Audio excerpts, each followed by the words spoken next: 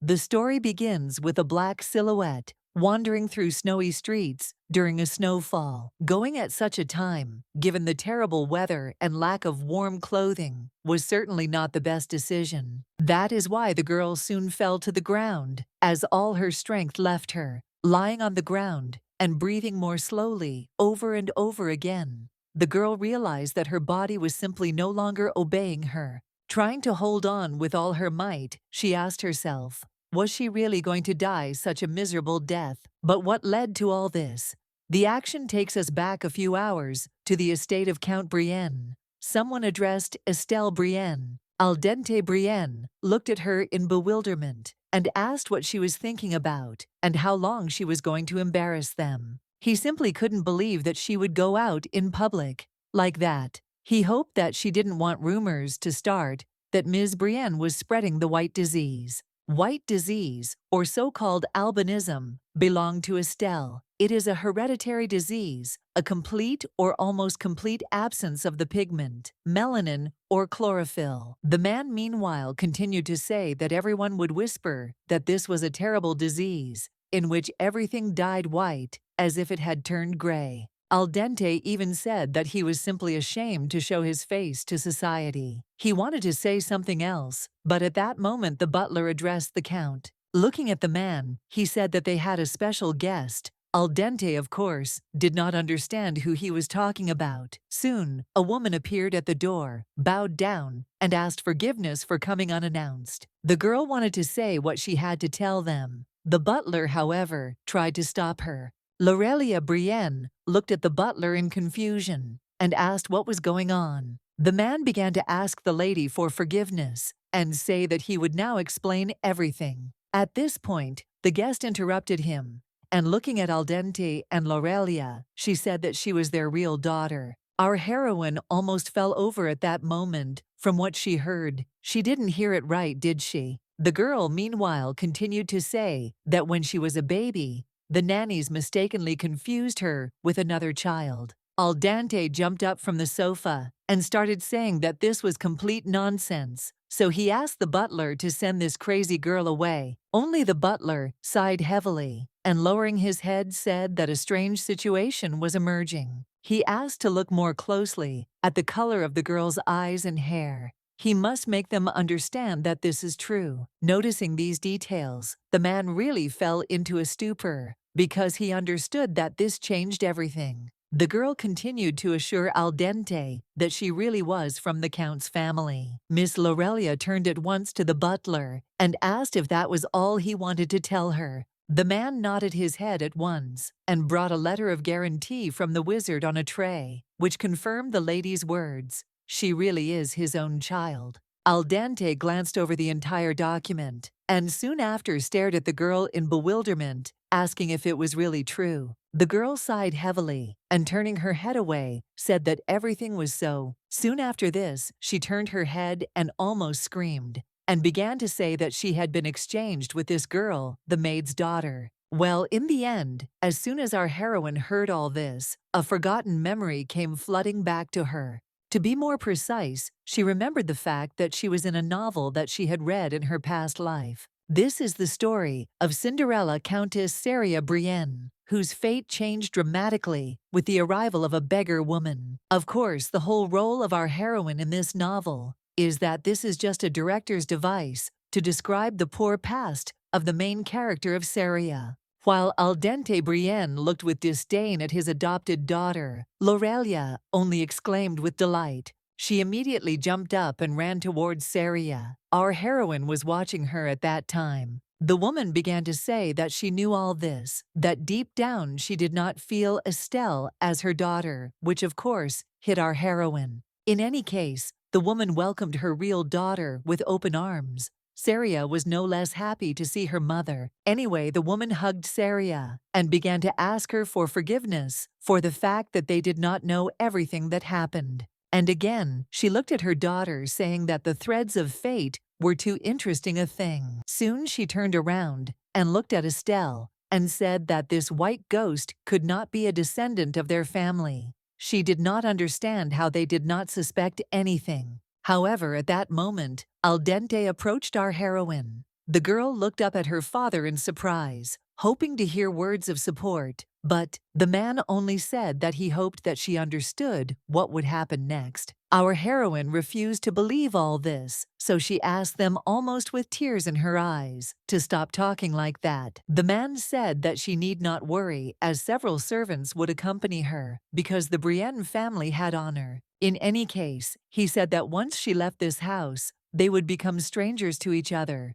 Immediately after these words, he told her to return to her true place. Soon the conversation was over, and the words of the father, or rather now, it is better to say Count al dente, were finished. The action takes us to a snowy street. At this time, a bunch of guys were standing around the bags, talking about how incredibly cold it was outside, so why did it sound like a bolt from the blue? In any case, one of the guys looked at the girl and invited the lady to follow them. After this, he apologized, saying that now it was not really possible to call her a mistress. The women began to smile and say that she was only the daughter of a servant. However, they were curious about her father. What kind of mistress could this white ghost be? However, as always, before Estelle heard it now. In any case, they kept going straight. The woman at this point looked ahead in surprise and asked why the guest house was not visible. Meanwhile, our heroine tried to catch up with them, but unfortunately, her legs simply did not move, and besides, her head was spinning.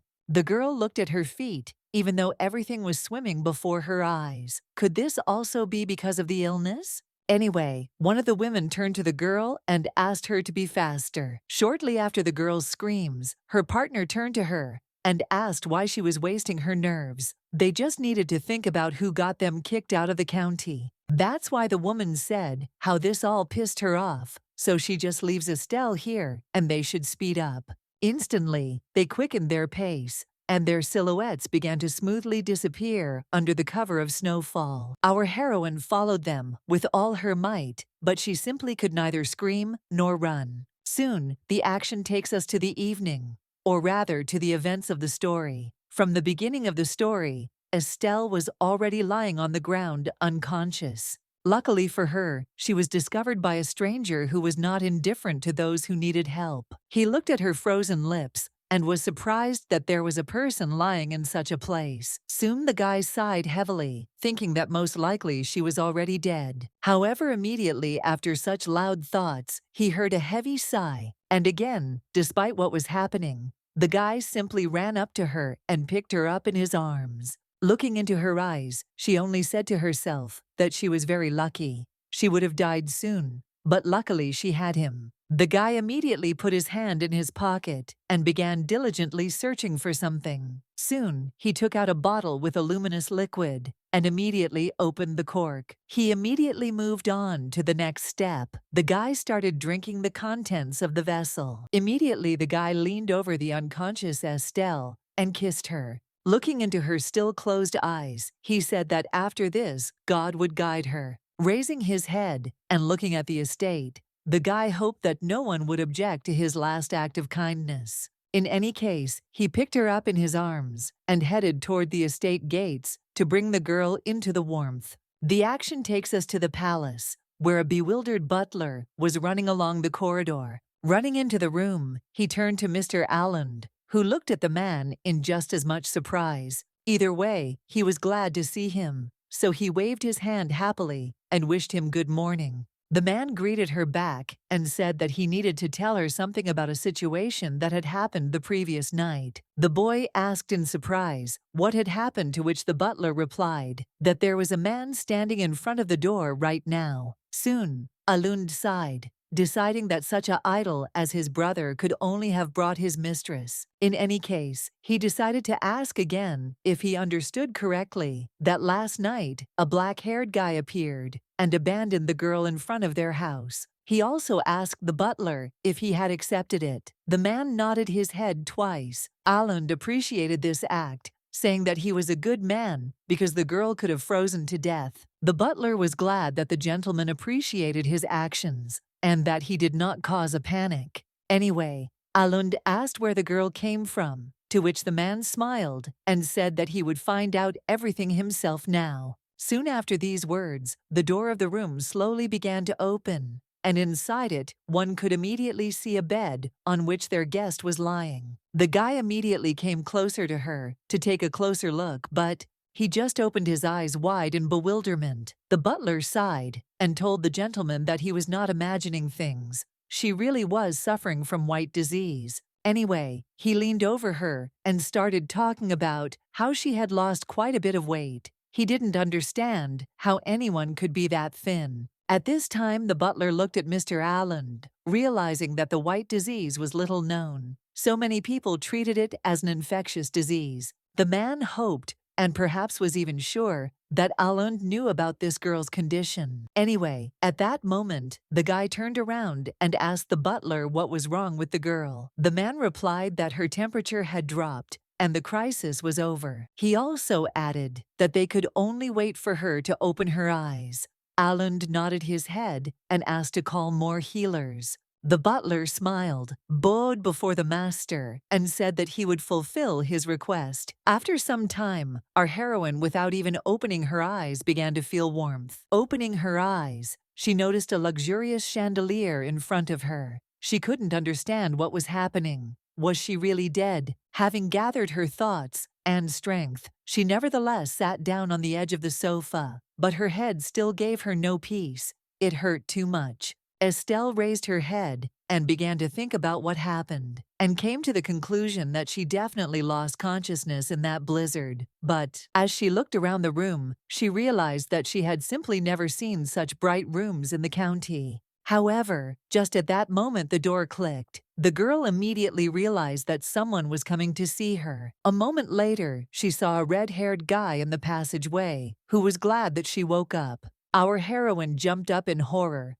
asking him who he was and why she was in this room. However, the guy didn't say anything and just started to reach his hand towards her. Estelle froze in horror, thinking that he would definitely hit her. She narrowed her eyes. But at that moment, Alund only put his hand on her head and then said that her fever had subsided. Our heroine stared at him in bewilderment, which also surprised Alund. What happened? Estelle at this time only continued to look at him in horror, realizing that he had touched her without disgust. Her mind immediately recalled the situations when Lorelia accidentally touched the girl, after which she began to scream in horror and ask for water to wash her hand. One way or another, she was pulled out of her thoughts by the guy who finally asked her what happened. Estelle assumed that this man did not yet know that she had white disease. At that moment, the maid approached the master and said that most likely the girl's body had not yet recovered. In this case, the guy looked at the guest in surprise and asked why she got out of bed. He immediately asked her to lie down on the bed and rest a little more. Estelle, with her trembling voice, managed to utter the question that was bothering her. What is this place? Alund looked at the girl in surprise and said that she was in his house. She began, even more perplexed, to ask where this house was. Alund laughed and said that now he understood they were in the Duchy of Valois. Our heroine was very surprised because she knew little information about the Duchy of Valois. The Red Duke's family has protected the empire since the time of its founder. The name has been the idol of the people of the empire, and the red hair is the exclusive property of the Valois family. The guy smiled at that moment and said that he should have started with a greeting. He immediately said that his name was Alund Nord Valois and that he was the second son of the Valois family. Undoubtedly hearing the words that the second son of the Valois family was standing in front of her, the girl was very surprised. Soon after, the guy looked at the girl and asked her name. Our heroine immediately froze. She understood that if Alund found out that she was the white ghost of the Brienne family, then he too might turn away from her. In any case, she decided that she couldn't lie to the savior of her life, so she said that her name was Estelle Brienne. However, at that moment, the girl bit her lip, realizing that she was no longer from the Brienne family. Either way, the girl still didn't see the reaction she was expecting. The guy just nodded and said he was pleased to meet her. He then said that until she got better, they would live under the same roof for a while. That's why he extended his hand to her to conclude the so-called contract. but the girl froze in bewilderment, not understanding whether she should take his hand. Alund looked at Estelle in surprise and asked if she was not going to shake his hand. The girl reminded him of her illness with a trembling voice. The guy asked her in surprise if she was afraid that he might catch a cold. Anyway, he said that he was in good health. The girl, although reluctantly, nevertheless extended her hand. Alund smiled at her and asked Mrs. Estelle Brienne to take care of him. As a result, after this meeting, our heroine lived in the Duchy of Valois for several days. At this time, it was time for lunch. The maid brought the mistress today's dish, which was sea turtle soup. The girl assumed that she was already tired of eating only soups, but fortunately, the doctor said that starting tomorrow, she could eat at least whole grain bread. Our heroine looked at the maid and said that she was not tired of it at all. Even if she ate it for several days in a row, it was still delicious because it was the first time she had eaten such a delicious soup. The girl smiled, saying that it was a real relief for her that she liked the soup because the chef had been very worried. Estelle reached for her spoon, at that moment saying that the cook certainly had nothing to worry about, but she didn't notice that the other maid was reaching out to her to fix something, so their hands collided. The girl abruptly pulled her hand back, and our heroine just looked at her embarrassedly and apologized. In any case, the maid quickly grabbed a rag and began to rub her hand, which Estelle and the other maid stared at in bewilderment. The woman immediately asked Emma in bewilderment what kind of rude behavior this was. The girl bowed and began to apologize, saying that she had done it unconsciously. The maid said that excuses would not help here, so she told her to get out of here. She also said, after Emma left, that she would definitely have to take disciplinary measures. The woman immediately apologized to Ms. Estelle, saying that Emma had just started working there, so she had done such a rude thing, but she would train her. However, our heroine was already used to this, so she said that she was fine. Soon she began to pull a spoonful of the delicious soup to her mouth and suddenly thought about it. Estelle understood that if it were not for these good people from the Duchy of Valois, she would really have died.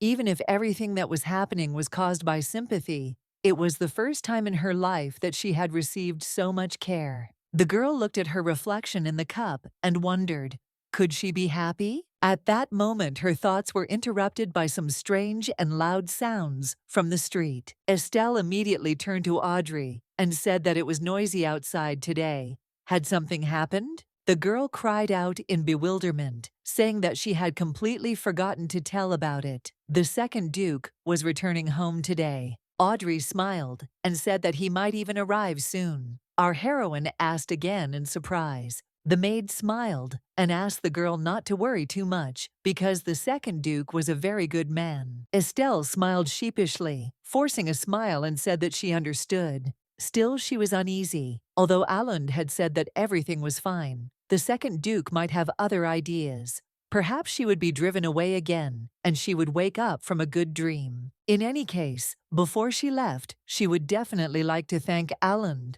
but when would be the right time? By a fortunate coincidence, the girl just looking out of the window saw Mr. Alund on the street. The guy was telling his assistant something, but suddenly made a face in pain and grabbed his heart. Our heroine screamed in horror, saying that something had happened to Mr. Alund. Even Audrey, who was clearing the table, was frightened by this scream. The girl looked at Estelle in bewilderment and asked her what happened. Estelle turned to Audrey and told her that right before her eyes Mr. Alund had fallen. The maid was very surprised, but still ran to the window to look at it. Looking out the window, she actually saw Alund, who had fallen to the ground. The girl realized in horror that this was a harbinger of the disease, and it had appeared earlier than last time. If it starts, there will be chaos all around. Audrey immediately turned to the lady, starting to say that it was dangerous to be here. But where did Estelle go? At this time, our heroine was running headlong through the corridors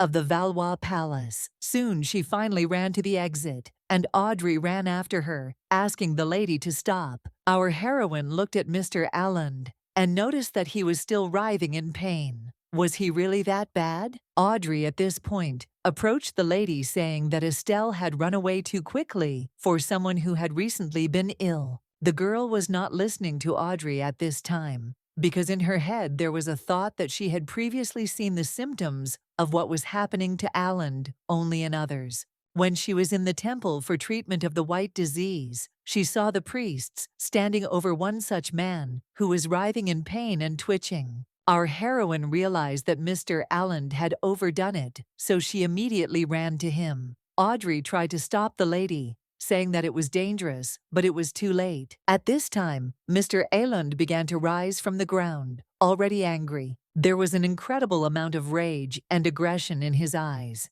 It was scary to imagine what filled his thoughts. Nevertheless, our heroine pounced on him and hugged him, telling him not to move. Immediately, the guy's eyes changed and regained their usual bright look. Estelle hugged Mr. Alland and told him that when he was overloaded, he needed to relax as much as possible without moving. However, the guy was leaning more and more on the girl, which Estelle, of course, started talking about, because it was hard for her. As a result, her warnings did nothing to prevent them from simply falling to the ground. Just at that moment, someone approached the guys and stood right above them, which our heroine, of course, noticed. Another guy with red hair looked at the girl and asked if she was the guest of Alan's. After some time, the same guy stood in front of the window and thought about his own things, or rather about Estelle Brienne. The phoenix power in the Valois family's blood often caused severe overloads in the human body. It is a common chronic disease of the four great families,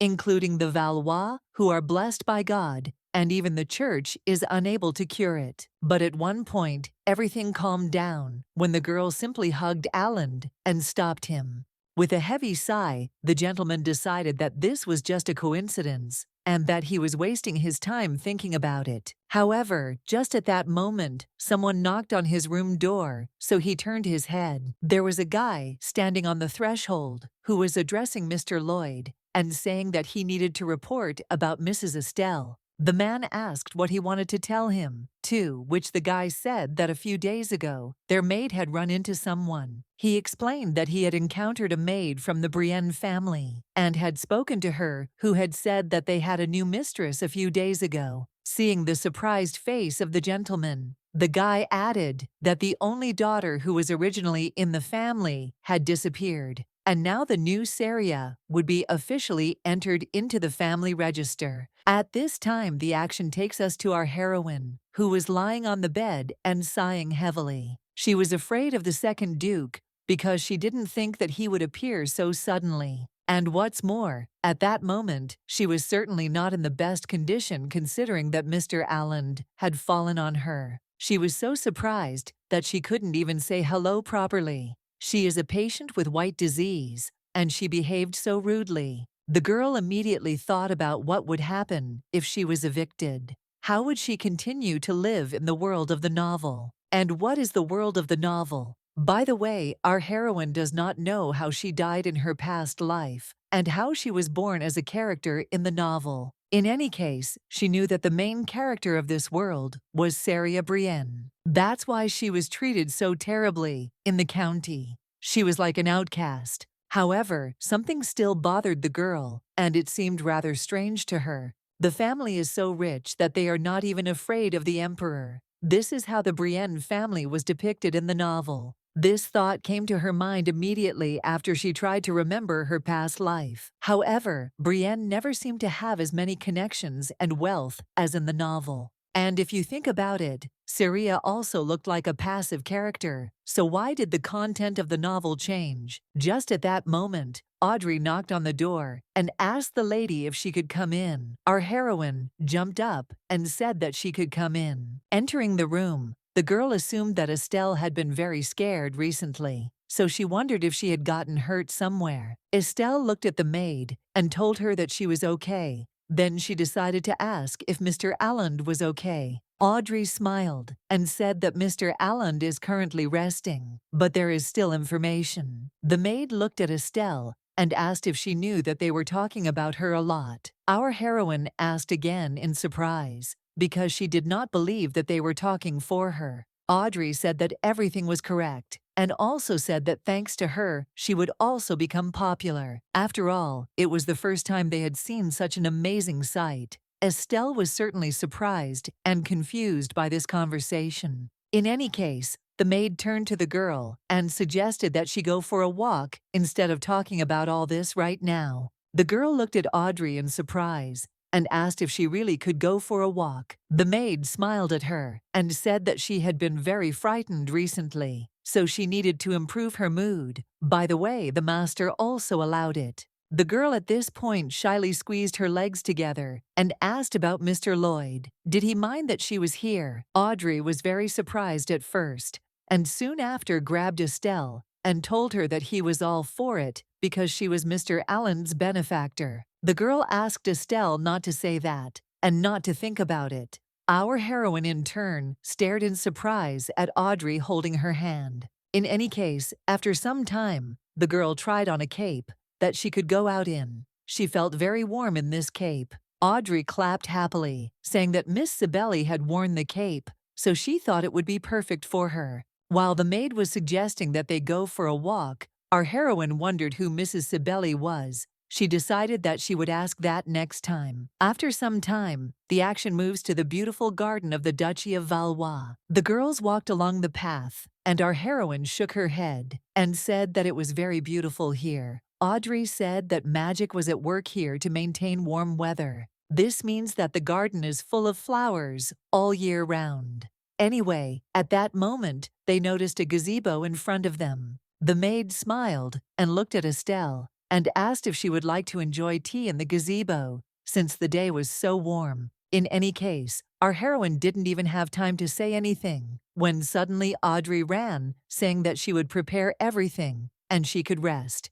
Estelle ended up alone, and despite asking Audrey to stop, she still left her. Soon, the girl nevertheless headed to the gazebo to wait for the maid to arrive. When she went inside, to her surprise, she noticed a blonde guy inside. The gay turned around and, noticing the stranger in the same way, decided to ask who she was. Our heroine stared at him in bewilderment, wondering, was there really an angel standing before her? While she was looking at him without taking her eyes off him, the guy approached her and asked who she was. Luckily, at that moment, Audrey arrived, who was also surprised to see him there. She asked Duke Enar how he was doing. Then she started asking when he came back, because he literally didn't say anything. The guy sighed and said that it was his house, so it wasn't necessary. Our heroine at this point bowed and greeted the Duke, saying that she was very pleased to meet him. Enard looked at the girl in surprise. He immediately asked in surprise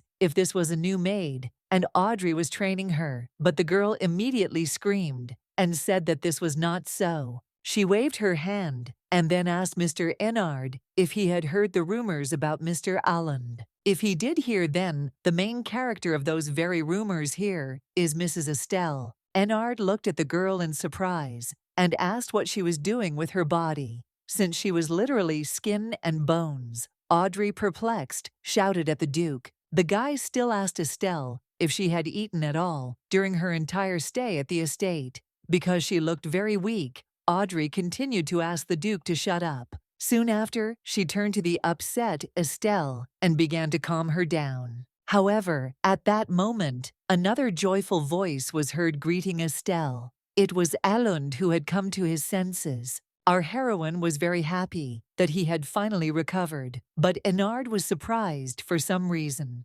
However, as she approached him closer, she saw his tired look, so she asked if he should rest a little more. The guy smiled and said that he was okay because usually his family beat him until he lost consciousness, but this time they didn't. Estelle, having heard about this method of suppressing this disease, was of course very surprised. Anyway, Mr. Allen thanked the girl for calming him down, but it was still dangerous. He asked her to stay away from him next time. Our heroine, in turn, said that everything was fine, because if it helped, then everything was fine. He also saved her life. Enard, meanwhile, looked at his brother and couldn't really understand why Alund was smiling like that. Anyway, at that moment, the guy turned to Estelle and said that a guest from the temple had come to see her. Our heroine nodded her head in surprise and then said that she would like to thank him. She is very grateful that they are so kind to her, but still, her disease is incurable. She visited many doctors, but they all said that this disease cannot be cured.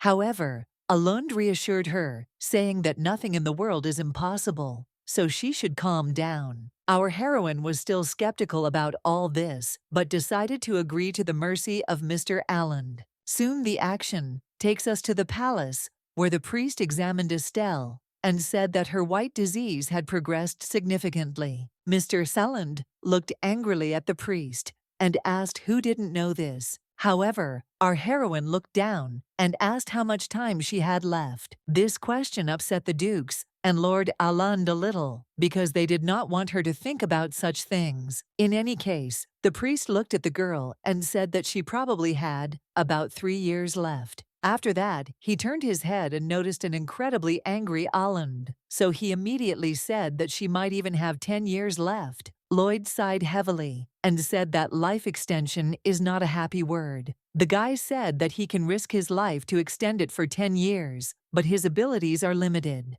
Mr. Alland, immediately after these words, approached Estelle and asked him who could help them in this situation. The guy spread his arms out to the sides and said that most likely the chief priest should be able to handle this task. Alund said happily that it was good. He looked at his brother and asked if he had heard everything. Lloyd nodded his head. However, at this point the priest decided to interrupt their conversation and said that with all due respect, the head priest does not go out into the street if there is no trust. Alund scratched his head, saying that the sick Estelle simply wouldn't be able to reach the temple, so there was nothing to be done about it. He immediately came up with a brilliant idea and suggested donating a lot of money to the priest and thereby forcing him to come. Enard assumed that his brother had gone mad. However, to his surprise, he also heard that Lloyd also agreed that it was a good idea. The priest was probably the most shocked of all, because he had not heard such absurd ideas for a long time. Looking at the girl, he wondered, who was she anyway, if even dukes would do such stupid things and think? Soon the action takes us to the office of the second duke. Enard asked his brother what was the matter. Why did he do a job that he should not have done? Lloyd said it was an order, to which Enard replied that he had cut off the heads of 3 and left them in the warehouse. The Duke merely shrugged and said that Enard had done a good job. The guy scratched his head in bewilderment and said that he understood a lot, but still, why should they help this guest? They even called the high priest. Enard had no idea that Lloyd liked to help people. However, the guy responded to this by saying that he saw how she helped Alland. The guy looked at his brother in surprise, and Lloyd said that this was not magic or any other power. For some reason, Alund doesn't come to and just sleeps. Enard asks if it's because of the guest. Maybe it's just a coincidence. Lloyd said he didn't think it was a coincidence, as Alund was taking the G's very hard. In turn, the guest did not harm him in any way, and the service he rendered paid off. Enard nodded his head and said so be it, but he still wondered why their brother was in such a strange state. Lloyd said that, as others say, when Madame Estelle touched him, the pain went away. Looking at Enard, he assumed that his brother knew what pain was from overload. Enard asked Lloyd in surprise what he was getting at. The boy said that he wanted to leave Madame Estelle in the duchy until she was fully recovered. By the way, he also added that he had already told his father about this, and he was going home. Enard asked in surprise if his father was really coming home. Lloyd nodded his head and told his brother that father would arrive tomorrow. Enard sighed and said that he understood. Soon he turned around and headed towards the exit, saying that the mansion would now be noisy due to the renovation.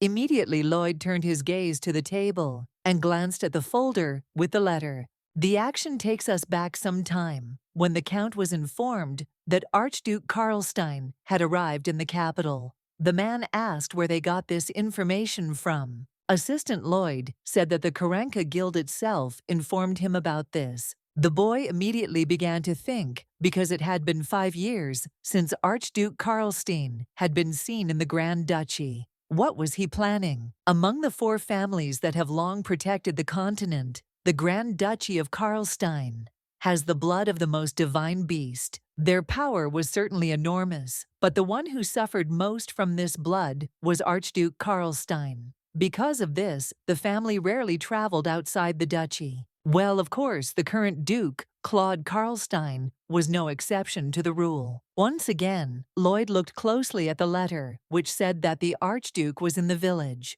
What was coming? At this time, the action takes us to our heroine, who was looking at a green tree in surprise, thinking that a few days ago there was a blizzard, because of which nothing could be seen. Anyway, luckily she was in the Duke's mansion. But where would she earn a living when she left the mansion? As she began to think about what she was doing best, she realized that she was good at embroidery. The reason for this was that people avoided her, and that was why she sat in the room and embroidered. She was glad that she could at least do something, but it was a pity that she didn't remember most of the novel. At that moment, loud screams began to be heard from behind. The girl, of course, wondered where this noise was coming from and what it was caused by. Meanwhile, in front of the gates of the Valois estate stood butlers and maids who greeted the master. Clement Valois, who is the Duke, just stepped out of the carriage. The man looked at the butler, Euron, and told him that it had been 6 months.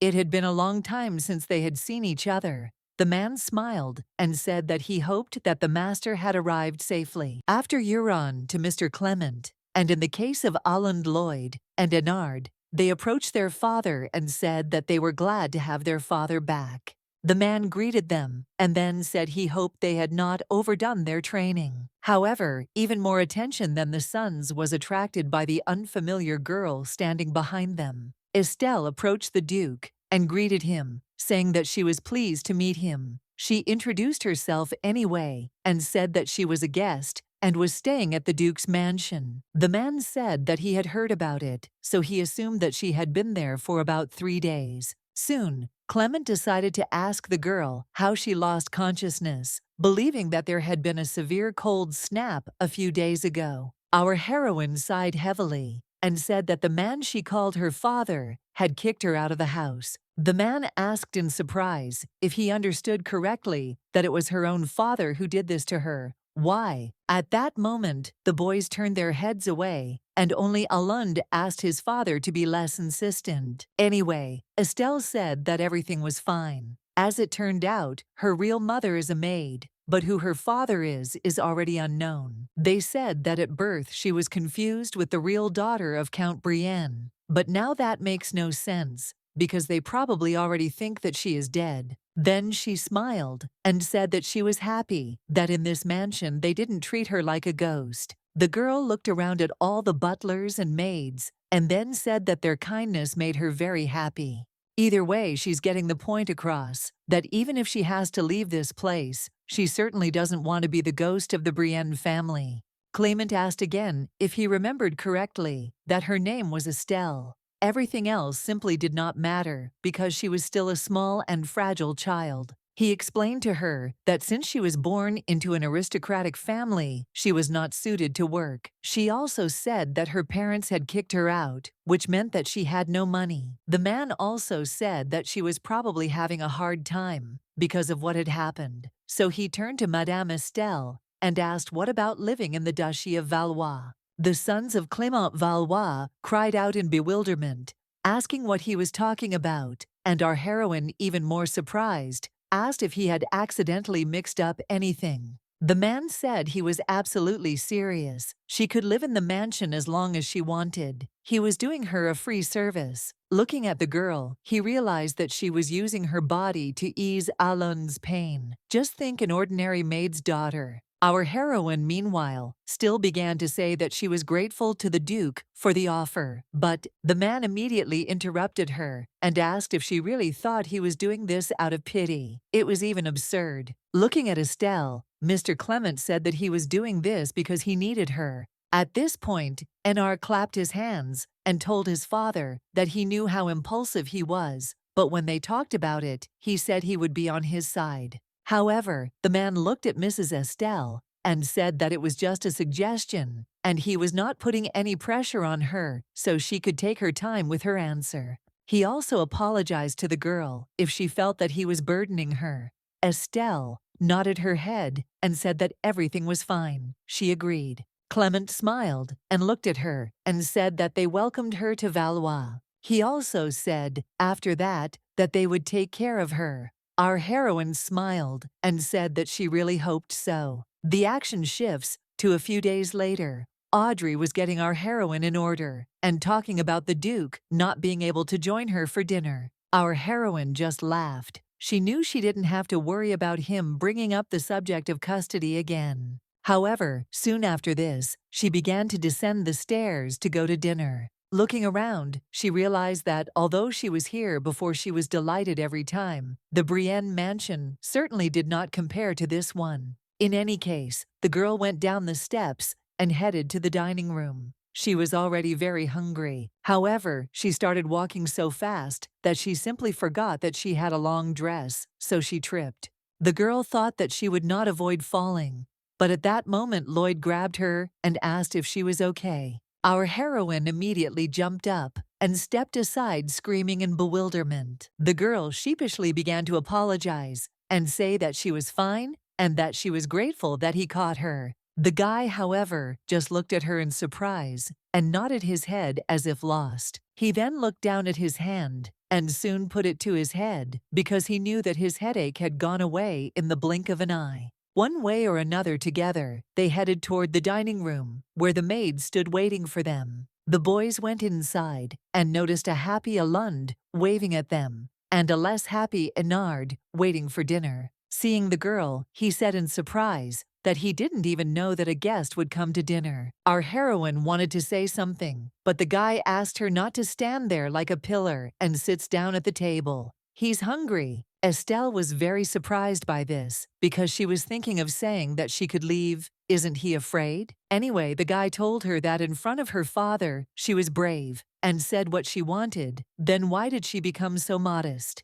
The girl realized at that very moment that she had been looking straight into the Duke's eyes all this time. However, at that moment, Alund approached her and told her that she had received a package. Our heroine looked at him in surprise, asking if he had made a mistake. Was the parcel really for her? The guy said he thought his father had sent it, but they said the sender's name was not listed. The maid put the box on the table, and our heroine wondered who it could be. Anyway, she came up to the table and said that she was more than sure that it was not someone from the Brienne family. At this point, Mr. Lloyd interrupted the girl, asking her if he could step away with her for a minute. The man soon apologized to Mrs. Estelle for calling her so suddenly. The girl said that everything was fine, but asked what had happened.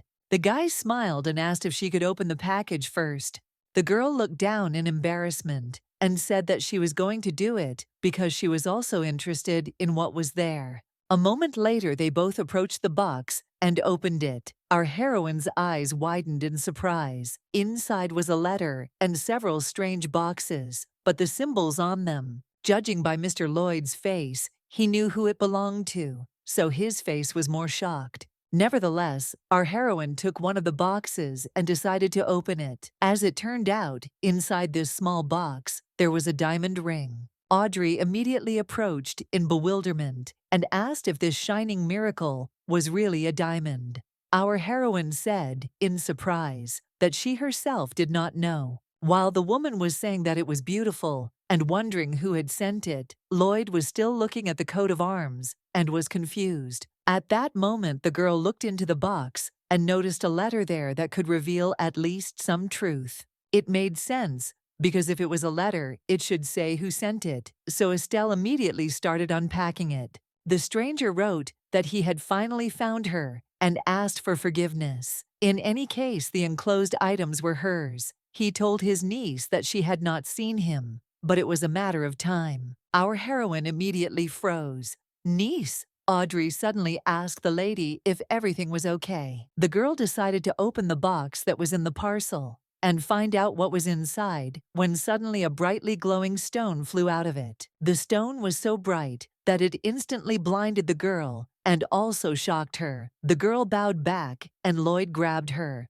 After this, Lloyd looked at Estelle's eyes in bewilderment and said that something had happened to them. He immediately asked the maid to bring a mirror, and a moment later the girl was standing with it in her hands. Our heroine nevertheless came up to look at herself, and her surprise knew no bounds. She wanted to know what it was, when suddenly the Duke said that it was all because of the dragon's tear stone. Immediately Lloyd looked at Estelle and asked her to listen to him carefully. Many years ago, when the earth was completely destroyed, 4 godlike beings blessed the people. Among them was a family blessed by the phoenix. Of course, we are talking about Valois. Also following them was a family blessed by a griffin. We are talking about the Archduke Karlstein. He had a connection with the current Imperial dragon, but the latter should be of more interest to her. There was a family blessed with unicorns, and he is now talking about the Mercedes family. This family had the same power as the Imperial family, but was executed for treason overnight. But despite its sad fate, the long-standing popularity of the Mercedes family was not easily dispelled. Eventually, after the death of the Mad Emperor, the current emperor admitted that the verdict of treason was wrong. He apologized and restored the honor of the Mercedes family. But there was no Mercedes family left to accept the apology. The holy relic, Dragon's Tears, is a utopia for godlike beings, and it was the ideal for tamers. Every now and then, in the Mercedes family tree, there appears someone who can respond to the dragon's tears. At this point, Eynard interrupted his brother and asked him to be brief. If he understood correctly, then Estelle, whom they thought was the mistress of the Brienne family, was actually the daughter of a maid. But upon examination, it turned out that her mother was a descendant of the Mercedes family. Our heroine was even more perplexed after this news.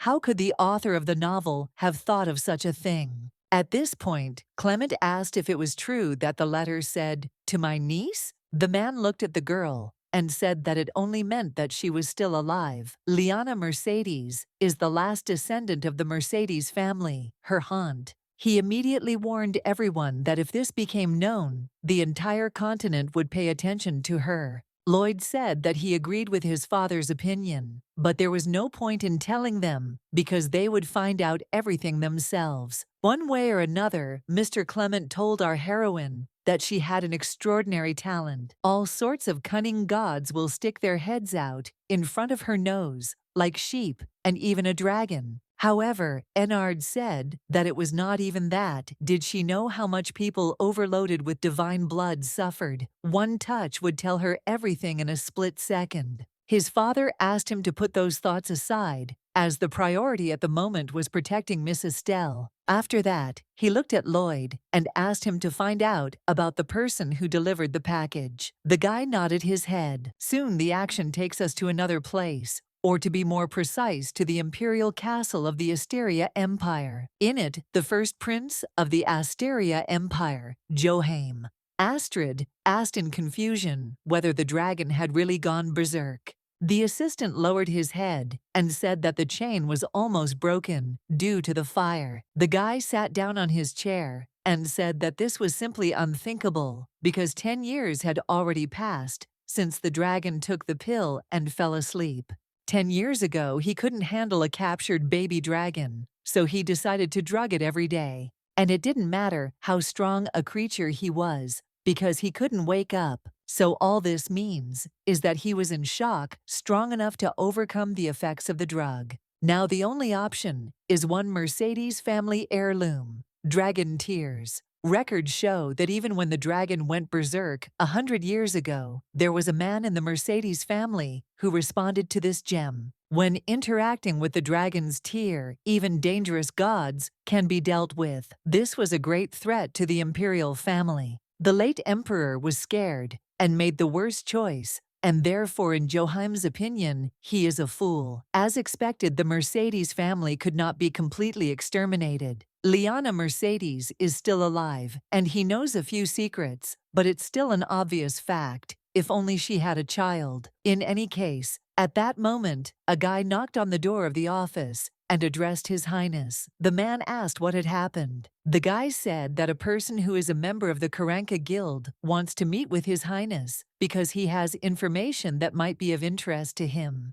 Joachim asked what information was being discussed, to which the butler replied that as far as he understood, it was related to the Mercedes family. The guy immediately grinned and asked to tell this man to come inside. Soon the action brings us to the Duchy of Valois. Lloyd was walking down the corridor, but at that moment he noticed something strange on the street. Looking out the window, he noticed a strange guy below who had arrived in a carriage. The boy asked the Duchy of Valois to accept the order of His Highness the Crown Prince. Lloyd immediately came up and asked the guy what order he was talking about. He began to read the words of His Highness, the first Crown Prince, Joachim Astrid, as a loyal servant of the Asteria Empire. Lloyd immediately looked angrily at the guy and told him that his tongue seemed to be too long, and he wanted to make it shorter. He asked to tell the essence of the visit. The guy immediately said that His Highness wanted the entire Valois family to attend the 5th Crown Prince's birthday celebration.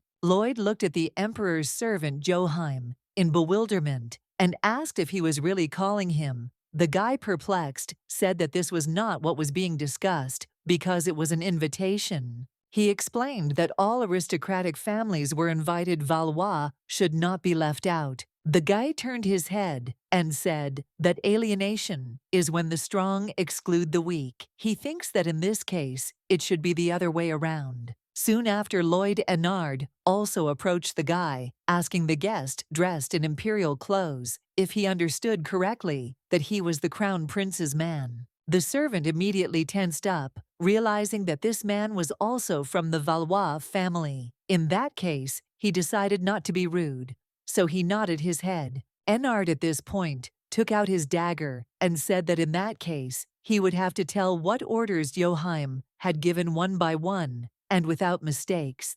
During his entire stay in the Duchy of Valois, the guy had already regretted coming here several times. The action takes us to our heroine, who was knocking on Clement's door because she was invited here. The first thing Mr. Valois said was that the Crown Prince had most likely already noticed her existence. Our heroine asked again in bewilderment, and Lloyd told her that the prince would try to get her by any means and make her his puppet. The girl immediately asked if it was because of her blood relationship with the Mercedes family. Clement approached Estelle Mercedes and told her that she was more politically important than she thought. He explained that they could hide her from the Crown Prince, but the prince was as persistent as a snake and would try to find her with all his might. That is why the man suggested that she do something amazing, and on the contrary, perform confidently, without hiding so as not to allow anyone to touch her. The girl's mind immediately recalled the past. Her family was always interrogating her, asking how long she would continue to disgrace them. She was humiliated for everything.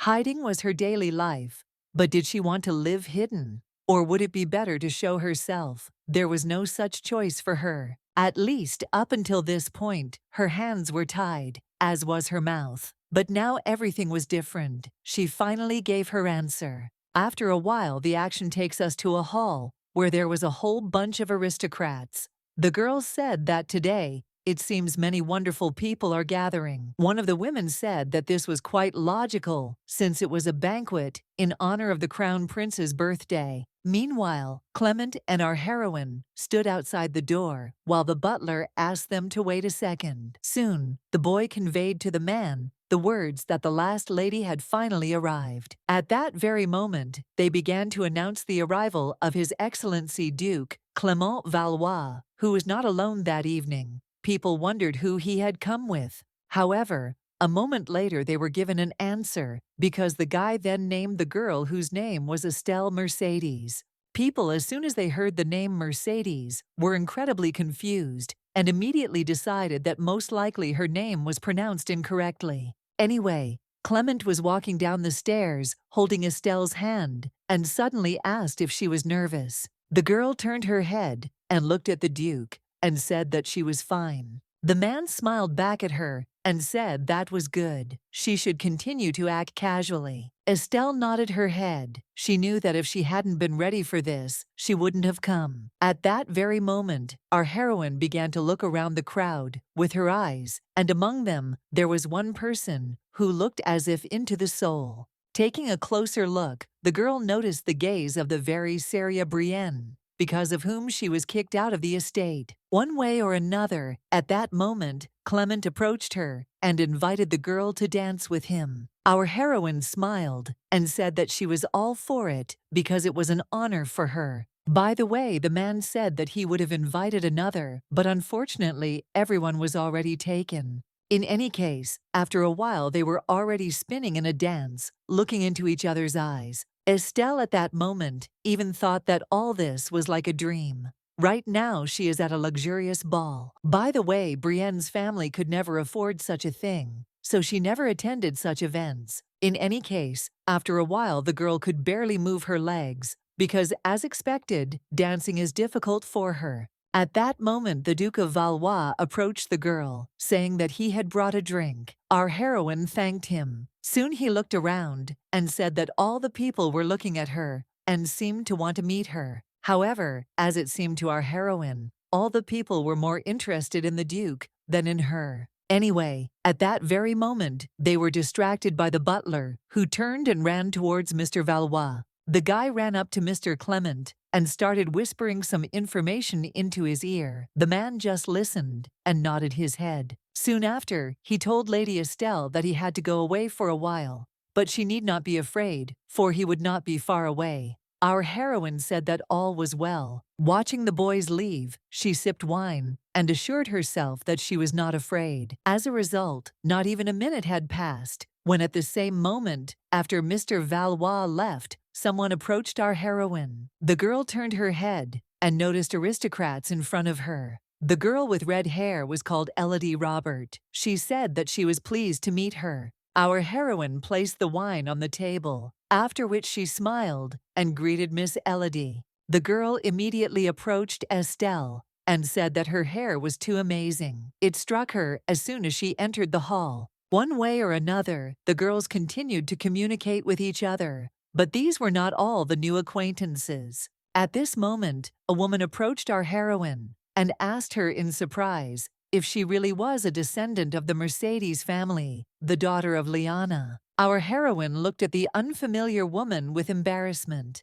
and said that she was her aunt. The woman corrected herself, saying that everything was correct. It seemed that the blood genes were preserved. The woman then apologized for not introducing herself. Her name is Maria Stilgeon, and she was Liana's godmother. Maria said with sorrow in her soul that she was talking to a girl on the day it happened. If only she had noticed everything in time and hidden the child. Our heroine immediately assumed that the woman was talking about the incident when the Imperial family accused Mercedes of treason. Estelle hung her head because she felt sorry for Maria, who still felt guilty about everything that happened. However, the girl turned to Maria and thanked her for still remembering her mother. Estelle assured her that if her aunt were alive, she would certainly be grateful to her. By the way, our heroine doesn't even know what she looks like, but for some reason, she's sure that she would have done the same. Maria smiled and took our heroine by the hands, telling her that she was grateful to her for these words.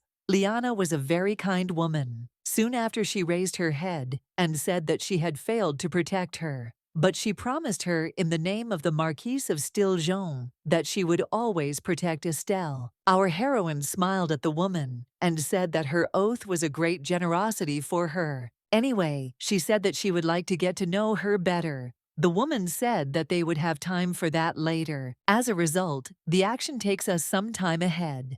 After Maria left, everyone started approaching her. Moreover, our heroine even began to think that the Duke had left not on business, but on purpose. In any case, the girl decided that social life was not for her at all. Just then, a stranger approached her. Raising her head, Estelle realized that not just one stranger had approached, but two at once. The guys introduced themselves as ambassadors of Duke Karlstein, and they were accompanying Arya Karlstein. Our heroine immediately stood up from her seat and greeted the ambassadors. As for Karlstein, she seemed to have heard of them somewhere. At that moment, the guys turned to her and asked if they could talk to her alone. Estelle asked if they really wanted to talk to her. The guy nodded his head and said it wouldn't take long, but it was important. Perhaps the girl felt something strange, but she still agreed to talk, and after a while they were standing on the balcony. The guys, finding themselves alone, immediately turned to Miss Mercedes and said that they were here to clarify something. Looking at the girl's eyes, they asked in bewilderment what had happened to them. Why were they so bright? Our heroine turned away in surprise, and the guys apologized for asking so directly. One way or another, if she reacted like that, it only meant one thing. Soon they bowed and said that the Duke wanted to meet her. The girl, perplexed, asked if the Duke himself really wanted to meet her, to which the ambassadors replied that everything was exactly so. Duke Karlstein needed her help. Our heroine asked to give her a second, and soon she thought about it. Only now did she remember one important detail. Archduke Karlstein was the main character in this world and was involved with Lady Seria. The girl suddenly asked if she understood correctly that the guys meant Claude Karlstein. The guys said that everything was correct. In that case, the girl asked the next question. She was curious why he needed her. The guy said he couldn't tell her the details because Duke Karlstein. Unfortunately, the guy couldn't finish because at that very moment, the curtains on the balcony were open. It was Seria. The boys looked at her in bewilderment, and the girl apologized and said that she wanted to talk to Miss Estelle, but she didn't think that she was not alone. The guy turned to the lady with embarrassment and asked for forgiveness, but he and Miss Mercedes still had a very important conversation. The girl immediately exclaimed in surprise, saying that she was no longer going to be Estelle Brienne, but Estelle Mercedes. Seria smiled widely, looking into our heroine's eyes, and said that she certainly didn't expect to see her at the ball. Moreover, the girl said that she became worried because she did not see her in the mansion. These words surprised our heroine very much.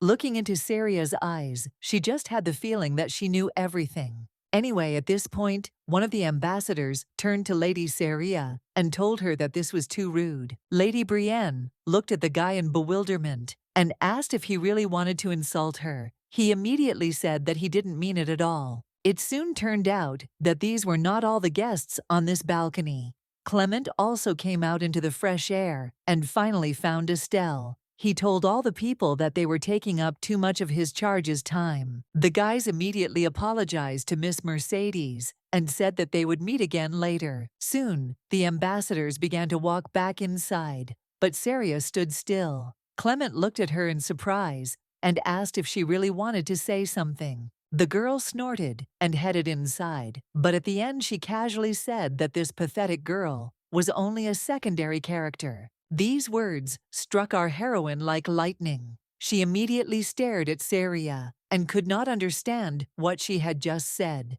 However, the Duke approached her and asked why she was just standing there. The girl asked him to wait a little. Estelle immediately ran forward, thinking that she had definitely heard the words minor character. Clement did not understand what was going on, so he asked her to wait for him. The girl thought that Seria shouldn't have found out about this, so she tried to find her to talk, but where did she go? Although she didn't find Seria, at that moment, our heroine heard a strange child's voice, asking her to help him. The girl immediately headed toward the source of the sound, and to her surprise, discovered that it was coming from the forest. In a moment she was outside, so she started turning her head to notice anything. And again, the voices appeared, asking for help. This quiet, childish voice came from the bushes, right in the thick of the forest. The stranger said that if things continued like this, he would soon die. Our heroine was very surprised by these words. Without thinking twice, she decided that he had been kidnapped, or worse. What was going on? Either way, Estelle was already running in the direction of the voice. Soon, the voice became closer and closer, and eventually she reached her destination. In front of her, she saw a wounded guy, at whom the dragon looked and cried. Our heroine looked at the man in bewilderment and did not understand what he was doing in such a place. Moreover, even more surprising was the dragon begging for help and looking straight at the stranger. Our heroine suddenly seemed to come to her senses and immediately ran to the dragon, asking if she should call someone. However, this creature began to cry, saying that it is impossible to call a person. It is impossible for them to reveal themselves. Estelle looked at the man again in surprise and wondered, what did the words, "so that they wouldn't reveal it," mean? Just at that very moment, the guy woke up and began to cough heavily, writhing in pain. The girl touched him and realized that his body was simply burning. All this looks like symptoms of Alund overload. Looking at her hand, the girl decided that if she could use the ability she used on Alund, she could save this man. The girl nevertheless wondered how she could use this ability. At that moment, the dragon approached her and suggested that she could not save him. With tears in his eyes, the dragon asked if this man was really going to die. Estelle turned her gaze to the unconscious stranger and decided to herself that she would save him. She wanted to save him. She had to use her powers somehow, but she still had to figure out how. The action takes us back in time. Our heroine was watching Alund training and asking how to use a sword. The guy laughed and asked if she was really interested. He was still worried that she would be disappointed. He looked at her and said that there was no such thing as how.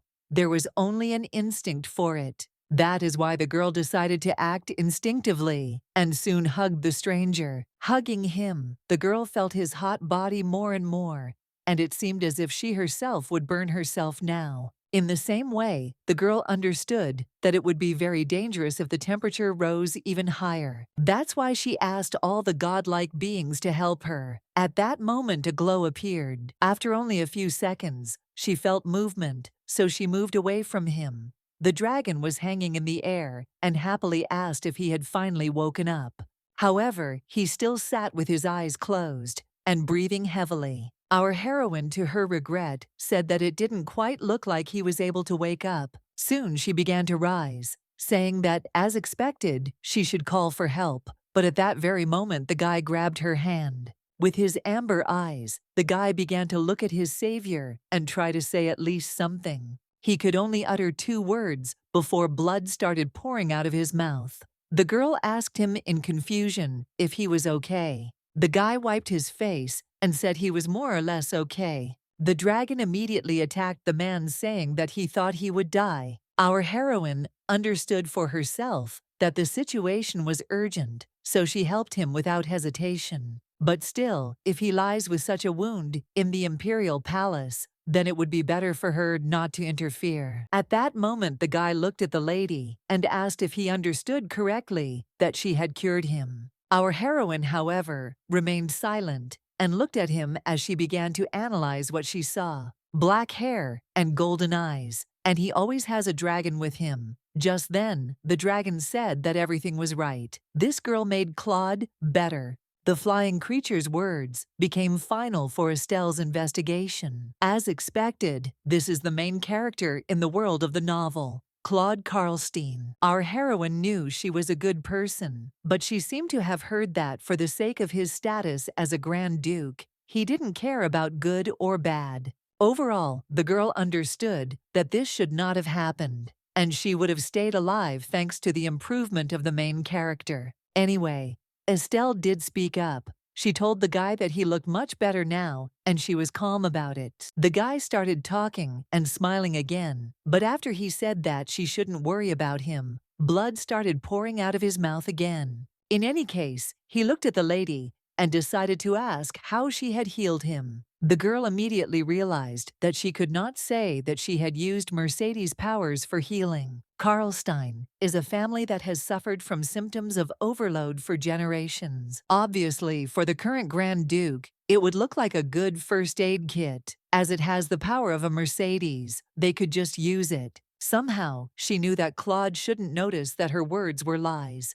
She said that she had learned to use calming magic, and it seemed to work. The dragon immediately turned to the owner and said that if this magic really worked on him, then before them stood a legendary tamer from the School of Magic. He immediately asked if she studied there Estelle said that it was not so. She is not such an excellent wizard, and it is just a hobby. She studies as a hobby. Claude sighed and said that he understood her. Of course, there was a hint of distrust in his words. In any case, he said that he wanted to reward her, and the girl said that good deeds do not pay. The guy laughed, saying that she was being very stubborn in refusing his offer. After that, he took a step towards her and hovered over her. Soon he finally addressed her. Our heroine, nevertheless, stared at his amber eyes, which seemed to look into her soul. At that very moment, the guy spoke to her and asked if she really didn't know who he was. After that, the girl smiled shyly and asked what he was talking about. Claude wanted to say something, but at that very moment screams began to be heard from behind them.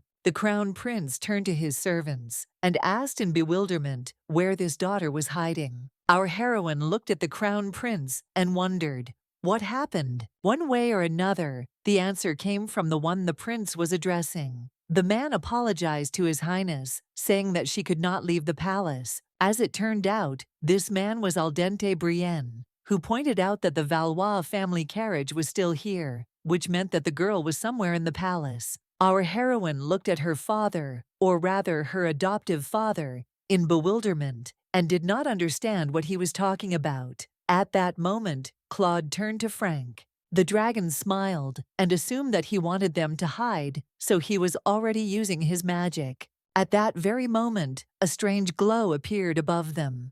Estelle raised her head and assumed that it was illusion magic. This was, of course, very interesting. But at this point, a question came from His Highnesses to Al dente. He asked if they had not raised her as their daughter for 15 years. He asked the count to think twice, because how could his daughter have ended up at the ball? The man turned his head away in embarrassment and said he didn't know. However, Joachim thought to himself that he in turn knew, and most likely it was Al dente who had contributed to this. With a heavy sigh, the crown prince asked to try, because if everything goes well, he will become related to the royal family. The man immediately bowed and said that he would try. He would find his daughter, Estelle. The crown prince looked at him with an incredibly crazy look and clarified that he had to meet her that very evening. A seriously frightened Al dente Brienne swallowed hard and said that he would find her that evening. Our heroine meanwhile realized in horror that this daughter was she, but why should they look for her? Moreover, from their conversation she understood that her father said that he himself would go look for her.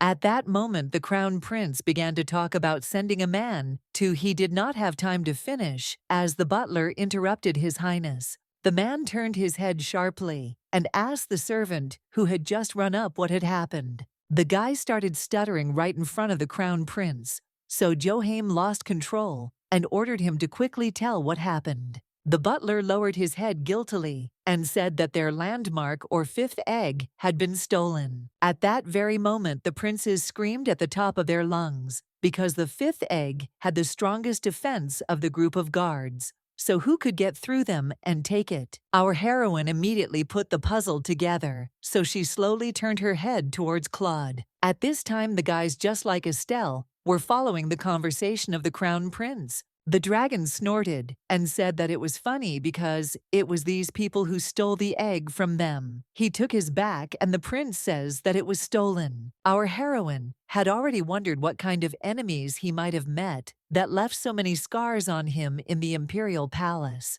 The girl turned her head again and decided that for her own safety, it would be better not to interfere. Meanwhile, the crown prince was furious. He ordered that everyone who was on duty today be summoned and punished severely. Joachim then ordered the entire palace to be searched, because the thieves could not have gone far, and moreover, if the protection was removed, the thief would be in trouble. The soldiers shouted unanimously and said that they understood His Highness's words. After that, Joachim turned around and told the count that if he wanted to live, he had to pretend that nothing had happened.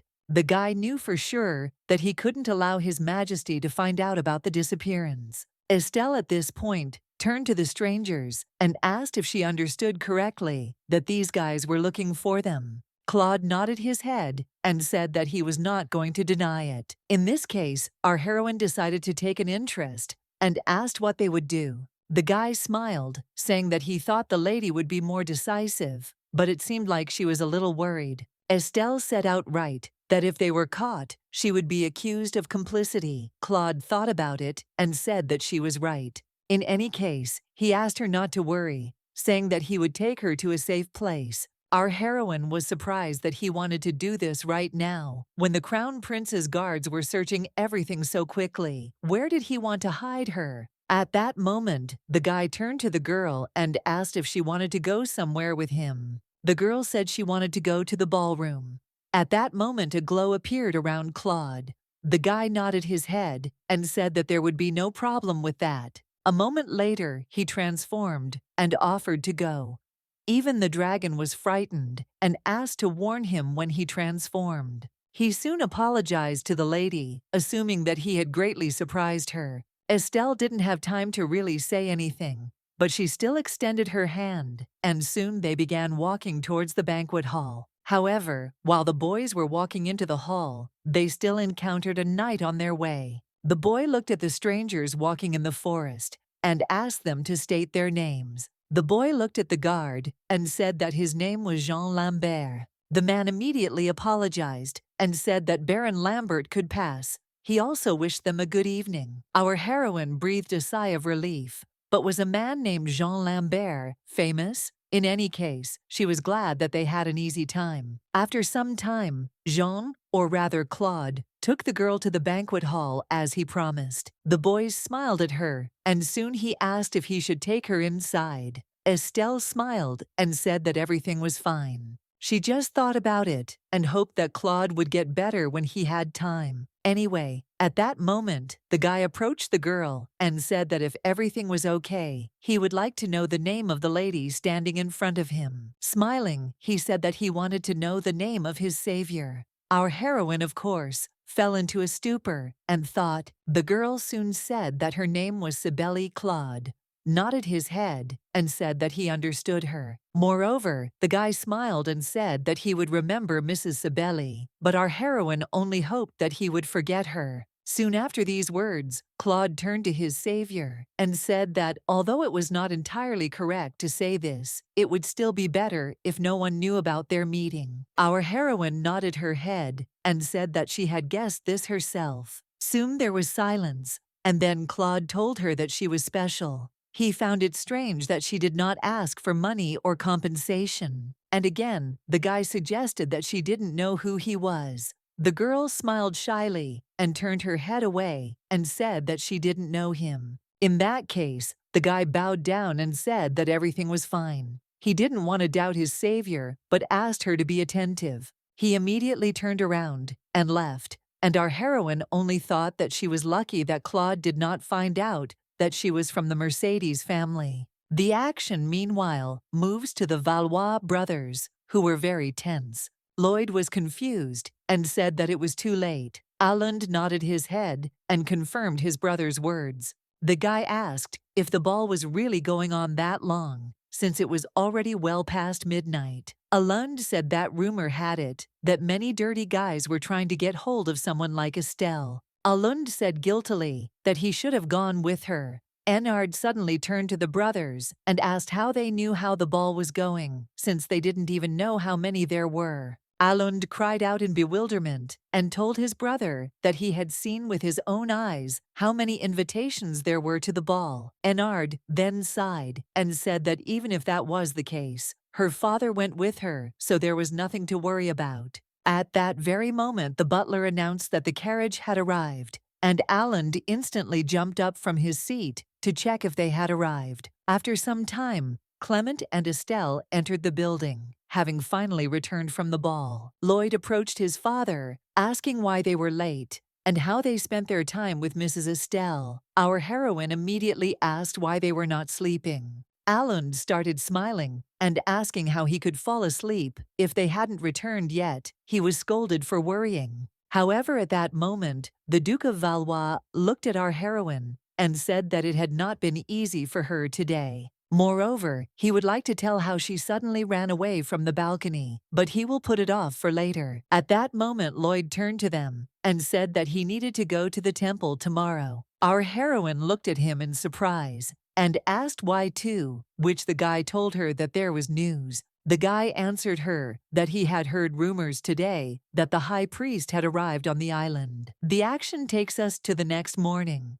At this time, our heroine was being tidied up by the maids. The girl thought that she was already exhausted in the morning because she was looking for an excuse for the Duke for what happened last night. Claude Karlstein. The girl understood that the meeting with this man was truly unexpected. She didn't think that something like this would happen when the main character and the main hero first met. She didn't even know she would be there. It seems like she met him before Syria because everything went wrong, but she probably won't meet him again, right? She also thought that even the Duke understood this, but she still didn't want to disturb these people. At that moment, Audrey turned to the girl and asked the lady if she was really that nervous. The girl said that Duke Enard would go with her, so she shouldn't worry so much. Moreover, she said that Rhine, who is good at fencing, will also be by her side. Our heroine suddenly remembered that the Valois family had indeed called a priest. She thanked the maids. Audrey, at this point, assured the girl that this priest clearly had to say something different than the previous one. After these words, our heroine sighed heavily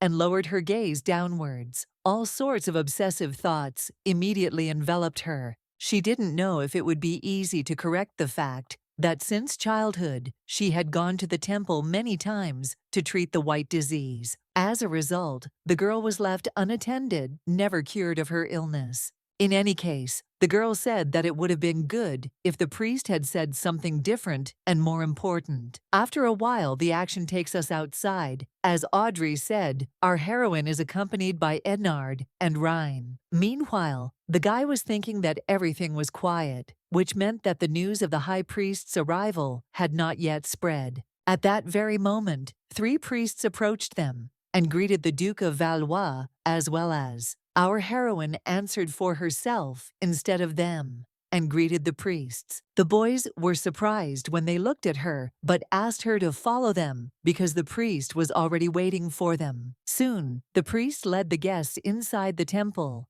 in the middle of which stood the high priest. Without even turning his head, the man greeted Mrs. Mercedes and soon smiled and greeted the Duke of Valois as well. Looking at him, the girl understood that this was the very priest of the continent. The man at that moment approached her and decided that they needed to see what they had. The priest touched the girl's head and closed his eyes. The boy immediately felt that she must have suffered greatly, and he was very sorry. The girl said that when she was little, she often had fever, but now she is fine. However, our heroine understood for herself that the disease would only progress slowly, and that meant a quiet death. Anyway, the high priest smiled and asked the girl to follow him to lie down. Soon, at the priest's request, the girl lay down while Enard watched what was happening. At first, they thought that something had entered her, and watching the process made him worry about her. He was so worried that he was ready to pay a rather large price without even hesitating.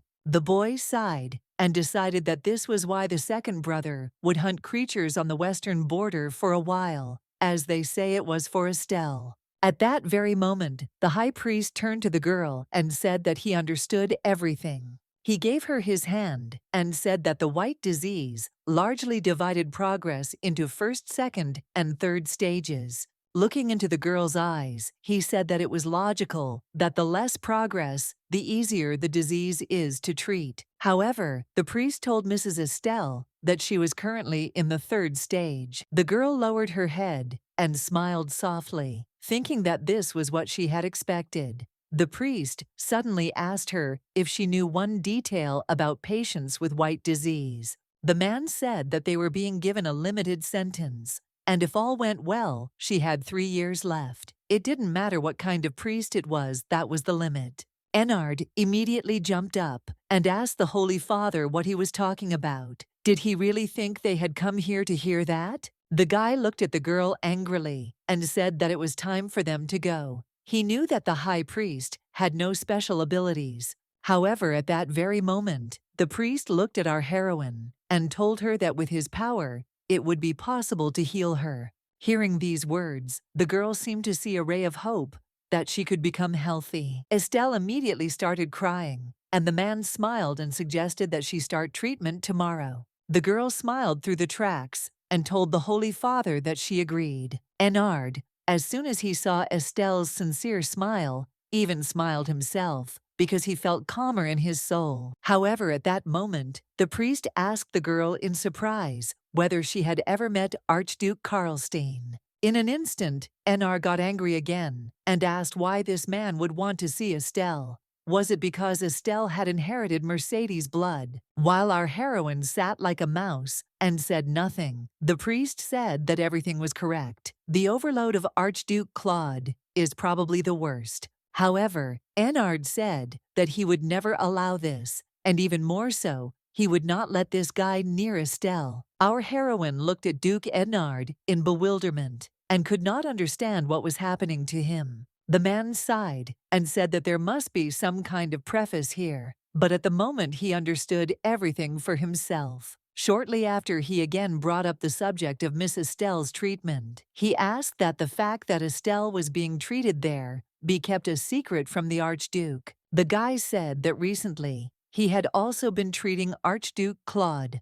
Enard asked in confusion if this freak was really here too. The guy was incredibly angry, but he still turned around and told the girl that they needed to go. They needed to take countermeasures to keep the Archduke from hanging around here. Our heroine stood in her place in bewilderment and turned her head from side to side. The high priest smiled and said that they would see each other tomorrow. The guy came back for the girl, took her hand, and led her away. Estelle didn't understand what had happened to the Duke. As soon as they left the temple, the guy decided that first they needed to tell everything to their father. Our heroine suddenly decided that Karlstein's mission really was to find her. However, the Archduke will soon have a real cure, or to be more precise, Syria. At that very moment, the guys started walking. But at that moment, Enard stopped abruptly as he noticed a strange guy standing at the temple. He fixed his gaze on it and thought our heroine asked why he had stopped. At this time, Enard looked in that direction thinking that he had already seen this face, and apparently it was a member of the Karanka Guild. The guy immediately turned to the girl and, ignoring her question, asked her to go home first. Rhine, at the Duke's request, immediately approached Madame Estelle, who was asking Anna in surprise where he was going. The guy smiled and said that he needed to stop somewhere on the way. He left soon after, and Rhine said that the Duke must have urgent business. In any case, she put on her hat and suggested that they go. However, the unexpected encounters did not end for today. Our heroine also froze in the blink of an eye. Rhine didn't understand what was going on, so she asked the lady what happened, and then directed her gaze in approximately the same direction as she did. In front of her, she saw a group of aristocratic women who were talking to each other and laughing. But, of course, the girl would not have been surprised by the aristocrats just like that, because among them was Estelle's mother, L'Aurelia Brienne. Thus, the aristocrats walked all the way to the end of the bridge and began to descend, not noticing anything around them. However, at that very moment, L'Aurelia suddenly froze in place. Her friend asked what had happened. The woman only cried out in bewilderment because she had noticed Estelle in front of her in exactly the same way. The aristocrats immediately began to whisper among themselves because they had heard a lot about Estelle. Our heroine decided to approach her mother, but she was wondering what she should call her. The girl came closer and soon greeted Count Brienne. The woman was perplexed. L'Aurelia asked again in bewilderment, trying to understand whether she had imagined it, and soon she even began to laugh. The woman looked at her adopted daughter with a crazy smile and asked if she really didn't even consider her a mother anymore. Meanwhile, people were watching what was happening in bewilderment. L'Aurelia was talking about it too loudly, so rumors were sure to happen. In any case, the woman turned around and said that when she first heard the news, she thought the world was going crazy. She looked at Estelle and told her to come clean. Lorelia wanted to know, since when she knew she was going to be the heir. Moreover, she was incredibly angry that the girl did not thank them for raising her, and was just waiting for the day when she could give them a slap on the back of the head. However, Rhine at that moment fenced off Mrs. Estelle and told the woman that she was too close. Lorelia was incredibly angry and even started waving her hand, asking how the maid dared to talk to her. At this point, our heroine screamed and told the woman to stop this circus. Estelle shielded Rhine with herself. The girl said that this was her man, so she had no right to touch him with a finger. Lorelia looked at her daughter in bewilderment and asked if she really dared to object to her now. The girl was not going to answer this question, so she grabbed Rhine by the hand, and having apologized, they went about their business. Finally, our heroine told her mother that she had nothing more to talk about with her. Soon the girl began to leave, but Lorelia was incredibly furious that her daughter did not even intend to stop.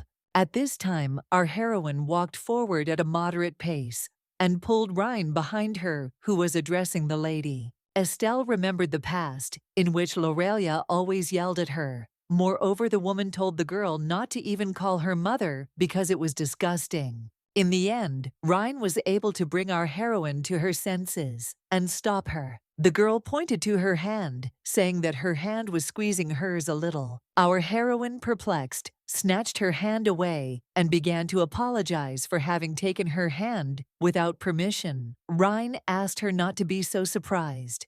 Anyway, the girl apologized for calling her her person, because she is a person of the Duchy of Valois. However, Rhine smiled and said that she is also her person. She accompanies her pop by the order of Master Enard. That's why, looking into her eyes, the maid asked Lady Estelle not to apologize. Our village sighed and thanked her for her kind words. Soon the action takes us back to the palace. Almost the entire palace. Staff came to greet the lady, asking how she feels. What did the priest say? Rhine, nevertheless, kept her distance, and Audrey still tried to find out if they could help her. Our heroine laughed and said that the high priest promised to try to cure her. Anyway, he said he couldn't guarantee a full recovery, but he would at least try. Nevertheless, all the people ran to her, saying that he would definitely cure her, because there was no illness that a priest could not cope with. Audrey, with tears in her eyes, took the lady by the hand and said that it was a real relief for her. Our heroine was shocked that all the guys were so good. At that moment, one of the butlers said that it was necessary to quickly tell everything to the lord and master. The head butler smiled and said that he would pass everything on since the lady had no time for that right now. From this happy palace, the action takes us to the Brienne estate, where Al Dente hits the table, telling his wife that she is out of her mind.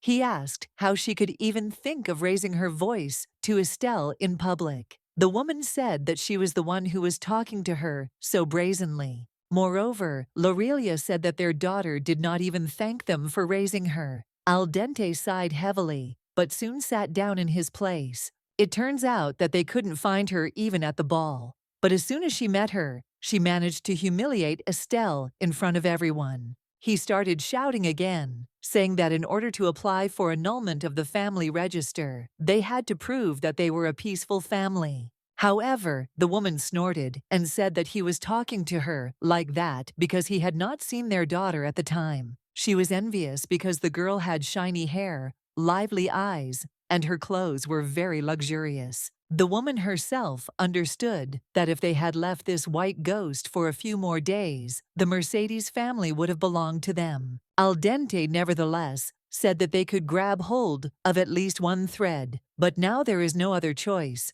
but to plead with the crown prince on this matter. At that moment, Saria turned to her father and asked him not to worry. It was best to leave everything as it was, and she would return Estelle back. The girl began to say, almost with tears in her eyes, that she also felt responsible for everything that had happened. She understood that the girl was kicked out because of her, because if she hadn't come exactly then. Lorelia immediately told her daughter to shut up and not to talk nonsense, saying that everything was not so. Taking Saria's hands, she said that she was their true blood, so it couldn't be that a white ghost like her was their child. She knew that Estelle had planned all this, and that it was a clever trick. Saria should not feel any remorse in any case. While the father of the family watched the girls, Saria told her mother that she was grateful for her understanding, but they did not have to worry. The girls smiled and said that even if the middle had changed a little, the ending of the story should be the same. The action shifts to our heroine again. She was walking down the corridor with Audrey, who was reminding her that the treatment would begin tomorrow. Is the lady nervous? Our heroine said that this is why they are going for an evening walk. She can't sleep, so she is probably really worried. However, Audrey said that it was inevitable. In any case, all she had to do was get healthy. Estelle wanted to say something, but at that moment she saw something in her peripheral vision, so she turned her head to look. In front of her, she saw a huge and luxurious portrait of Lady Sibeli, which was the size of the entire wall. Our heroine was fascinated by this portrait. Audrey approached her and suggested that she was seeing this portrait for the first time. The girl said that while she was in the temple, the portrait of Lady Sibeli was finished, so they hung it up. Estelle, confused, began to talk about that person, to which Audrey interrupted her and said that everything was correct. She is the youngest knight, Princess Sibeli. Now the girl is trying to subdue the creatures on the border, but sometimes she returns to the duchy, so they will see each other soon. At this point, the girls finally came to the exit, and as soon as Audrey opened the door, our heroine was enveloped in a cold wind. The girl closed the door and said that it must be a little chilly at night, even if it was warm during the day. The maid offered to bring her a shawl. Our heroine smiled at her and said that she would be grateful to her for that. It was probably after this that the maid went to get the shawl, and our heroine decided that she should wait inside until Audrey came back. At that very moment, the girl heard a strange voice. After listening closely, it became clear that it was someone's conversation. Coming closer, she heard that they were talking about the appearance of Archduke Claude in the city. Of course, the girl was surprised by this.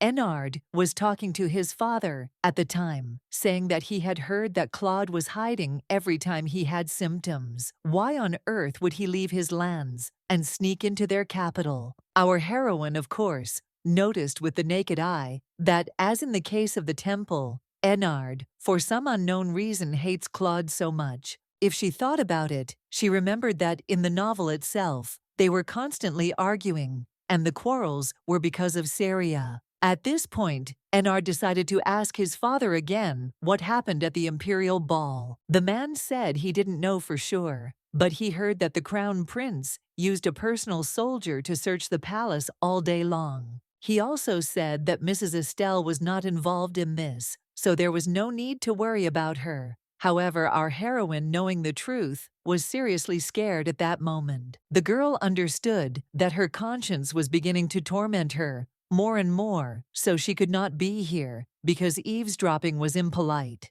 However, at this point, Enard brought up the topic of tomorrow. He suggested that Estelle be given a strong guard so that the guy would never come near her. The man thought about it at that moment. The guy, in turn, explained that by reliable security, he meant more than a dozen guards. He also said that one option might be that they could give her an artifact that she would carry with her at all times. Estelle was very tense because in such a peaceful place like this, even the queen did not have so many guards. Moreover, she was also interested in what artifact was just being discussed. In any case, at that very moment, a joyful Audrey began running towards our heroine, holding a shawl in her hands. Estelle turned around in horror and started waving her hands, signaling her to be quiet. The maid was very surprised by this and asked what had happened. The girl asked to go to the glass garden together, and there she would explain everything. Audrey smiled and said that at night it was especially beautiful. The action is transferred to the next day. Our heroine was waiting for today. She knew that she would start treatment very soon, which is why she was incredibly happy. However, at that moment, she entered the dining room, and the atmosphere here was far from cheerful. The guys were stunned by the news. Our heroine asked in surprise what had happened. The guy asked the Duke what to do, to which Lloyd said that he could show because it had already happened. The guy immediately approached our heroine and said that she needed to see this. Soon he handed her a newspaper. The girl looked at the headlines and was shocked.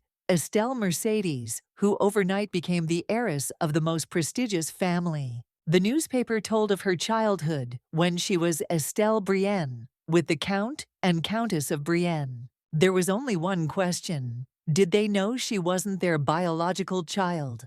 What kind of parents would live with such terrible doubts? Lorelia nevertheless admitted that they raised Estelle with love, but for a long time they thought there was something extraordinary about her. She explained that unlike them, her parents, the girl had grown up a beauty since childhood, and apparently she had learned the Imperial language. Our heroine read every line with a shudder in her body, realizing that it was all a lie. Literally, every word from the very beginning to the very end is a blatant lie. Enard came up to them at that moment and asked in bewilderment what was written there. Snatching the newspaper, he said that he wanted to know too. The guy began to read carefully and run his eyes over the entire interview that the Brienne family gave. A moment later, he threw the newspaper away in bewilderment, asking what kind of absurdity this was. Why did they keep silent about abandoning the child? And this is called raising with love. Enard was incredibly angry, but still turned to the girl and asked her to follow him. Logically, the girl decided to ask where they were going. The boy, in turn, said that it didn't matter to him whether it was the newspaper publishing house or the county of Brienne. He was going to go there and ask how they dared to ridicule his daughter in such articles.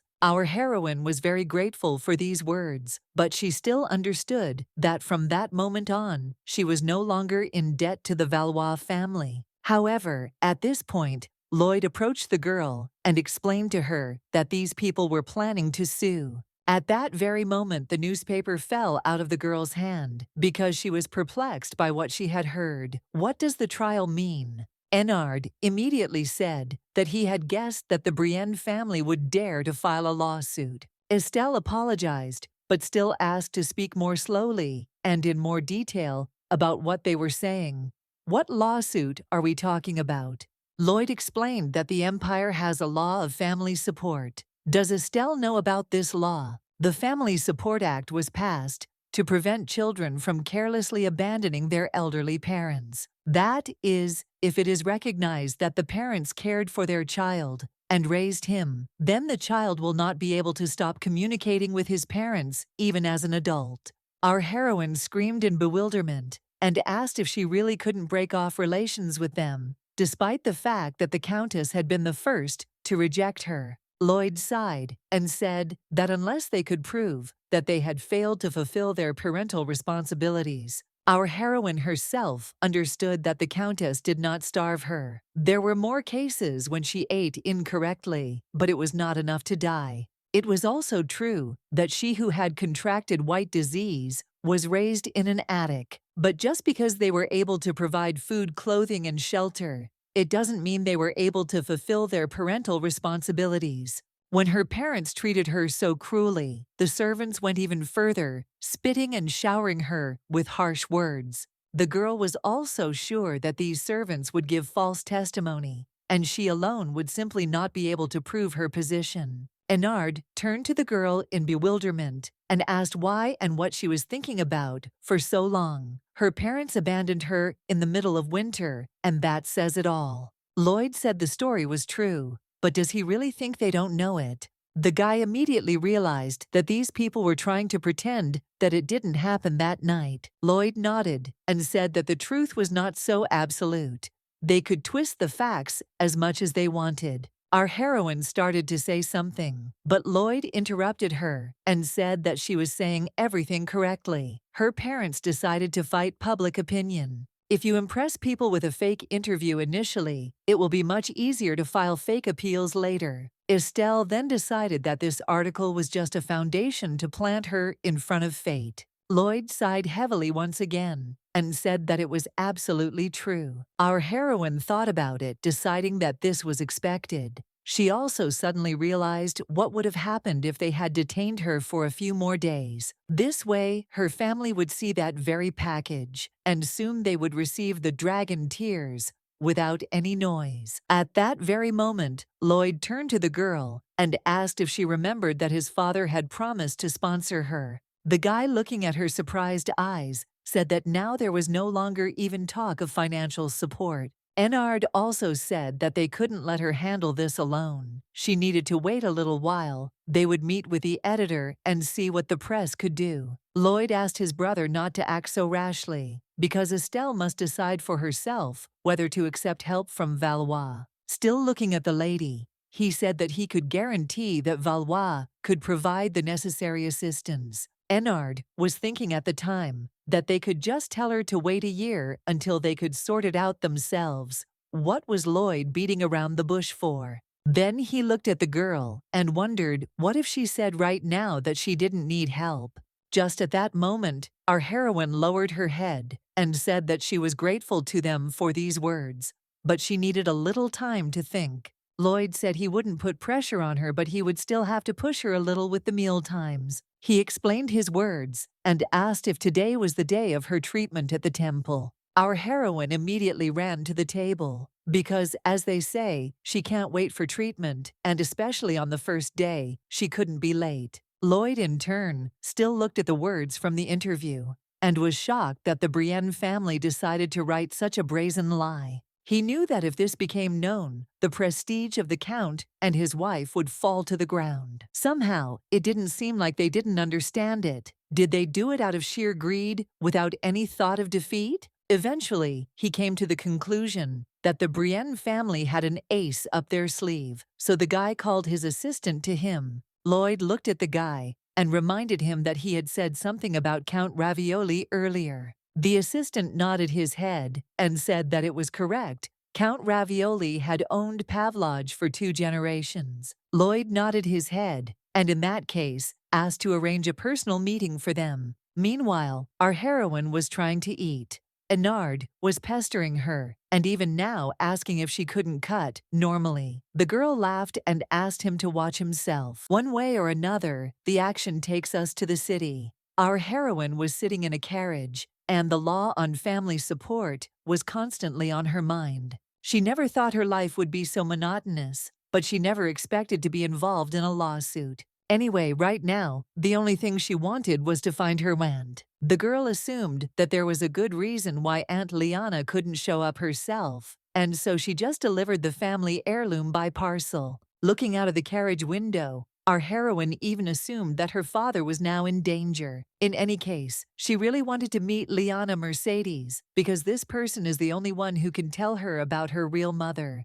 At this point, Rhine turned to Lady Estelle and suggested that the lady was very tired, but she assured her that they would arrive soon, so she needed to be patient for a little while. Our heroine nevertheless waved her hand and just wanted to say that it wasn't about that, when suddenly, the carriage stopped abruptly. So Rhine looked out the window happily and said that they had most likely already arrived. Estelle felt as if she had been frozen. She was so busy thinking about her own things that she had completely forgotten that they were on the road. As soon as the girl got out of the carriage, it seemed that all eyes of the public were glued to her. Moreover, the girl herself cannot say that she was very happy to be in this place. The reason for this was that she had a whole bunch of knights around her, accompanying her. She didn't even know what to do with herself.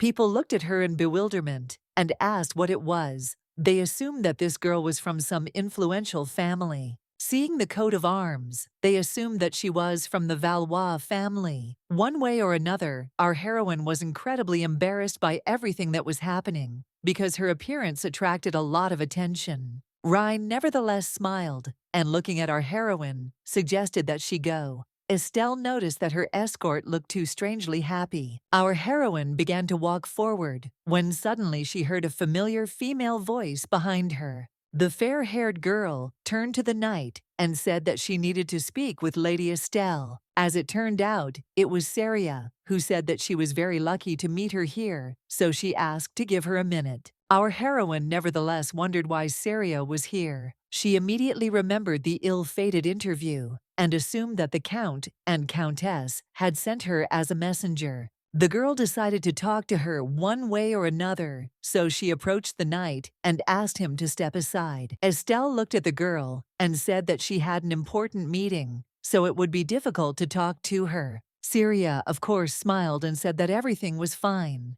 She assumed that Estelle had some business at the temple, but she would wait for her. Soon she leaned over and said that she had come here to tell Miss Estelle something important, so she should make time for her. Our heroine stared at the girl and wondered, was this the plot of the novel? In any case, the girl nodded her head and told Syria that they would talk later. One way or another, the girl thought about it and decided that it was all because she had awakened memories of her past life as a secondary plan. Estelle, although she wasn't too sure, felt like she had heard something like this before. In any case, if Syria, as expected, did so, however, at that moment the priest's voice woke the girl up, and she suddenly opened her eyes. Our heroine looked at him in surprise, and the guy apologized and said that he would not interfere in her personal life. He smiled and said he was interested because another patient of his was there that day.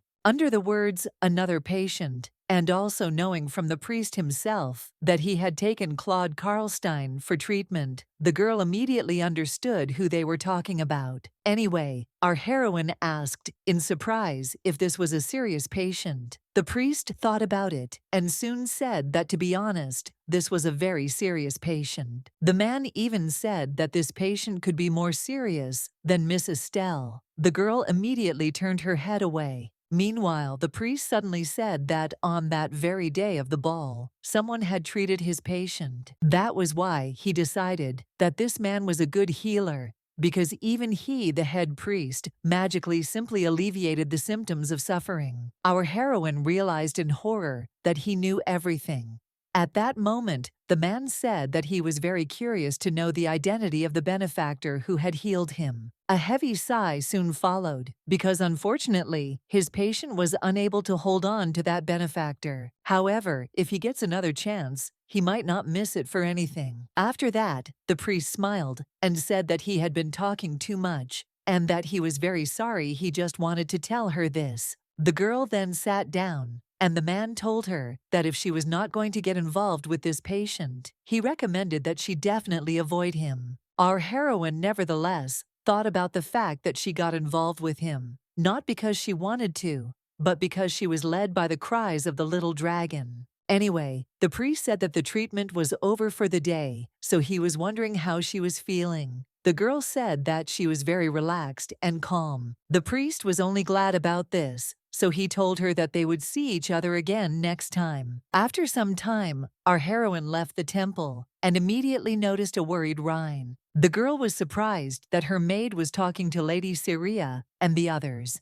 In any case, the girl turned to Lady Estelle. However, Syria was the one who was most pleased with our heroine's appearance, and immediately suggested that they move to a quiet place. After a while, the action takes us to one of the local restaurants. Of course, our heroine was accompanied here by Rhine. Anyway, at that moment, Syria turned to the girl and handed her a menu, asking what she would like to eat. Our heroine noticed a certain amount of pretense in Syria's eyes, so she trusted her words with doubt.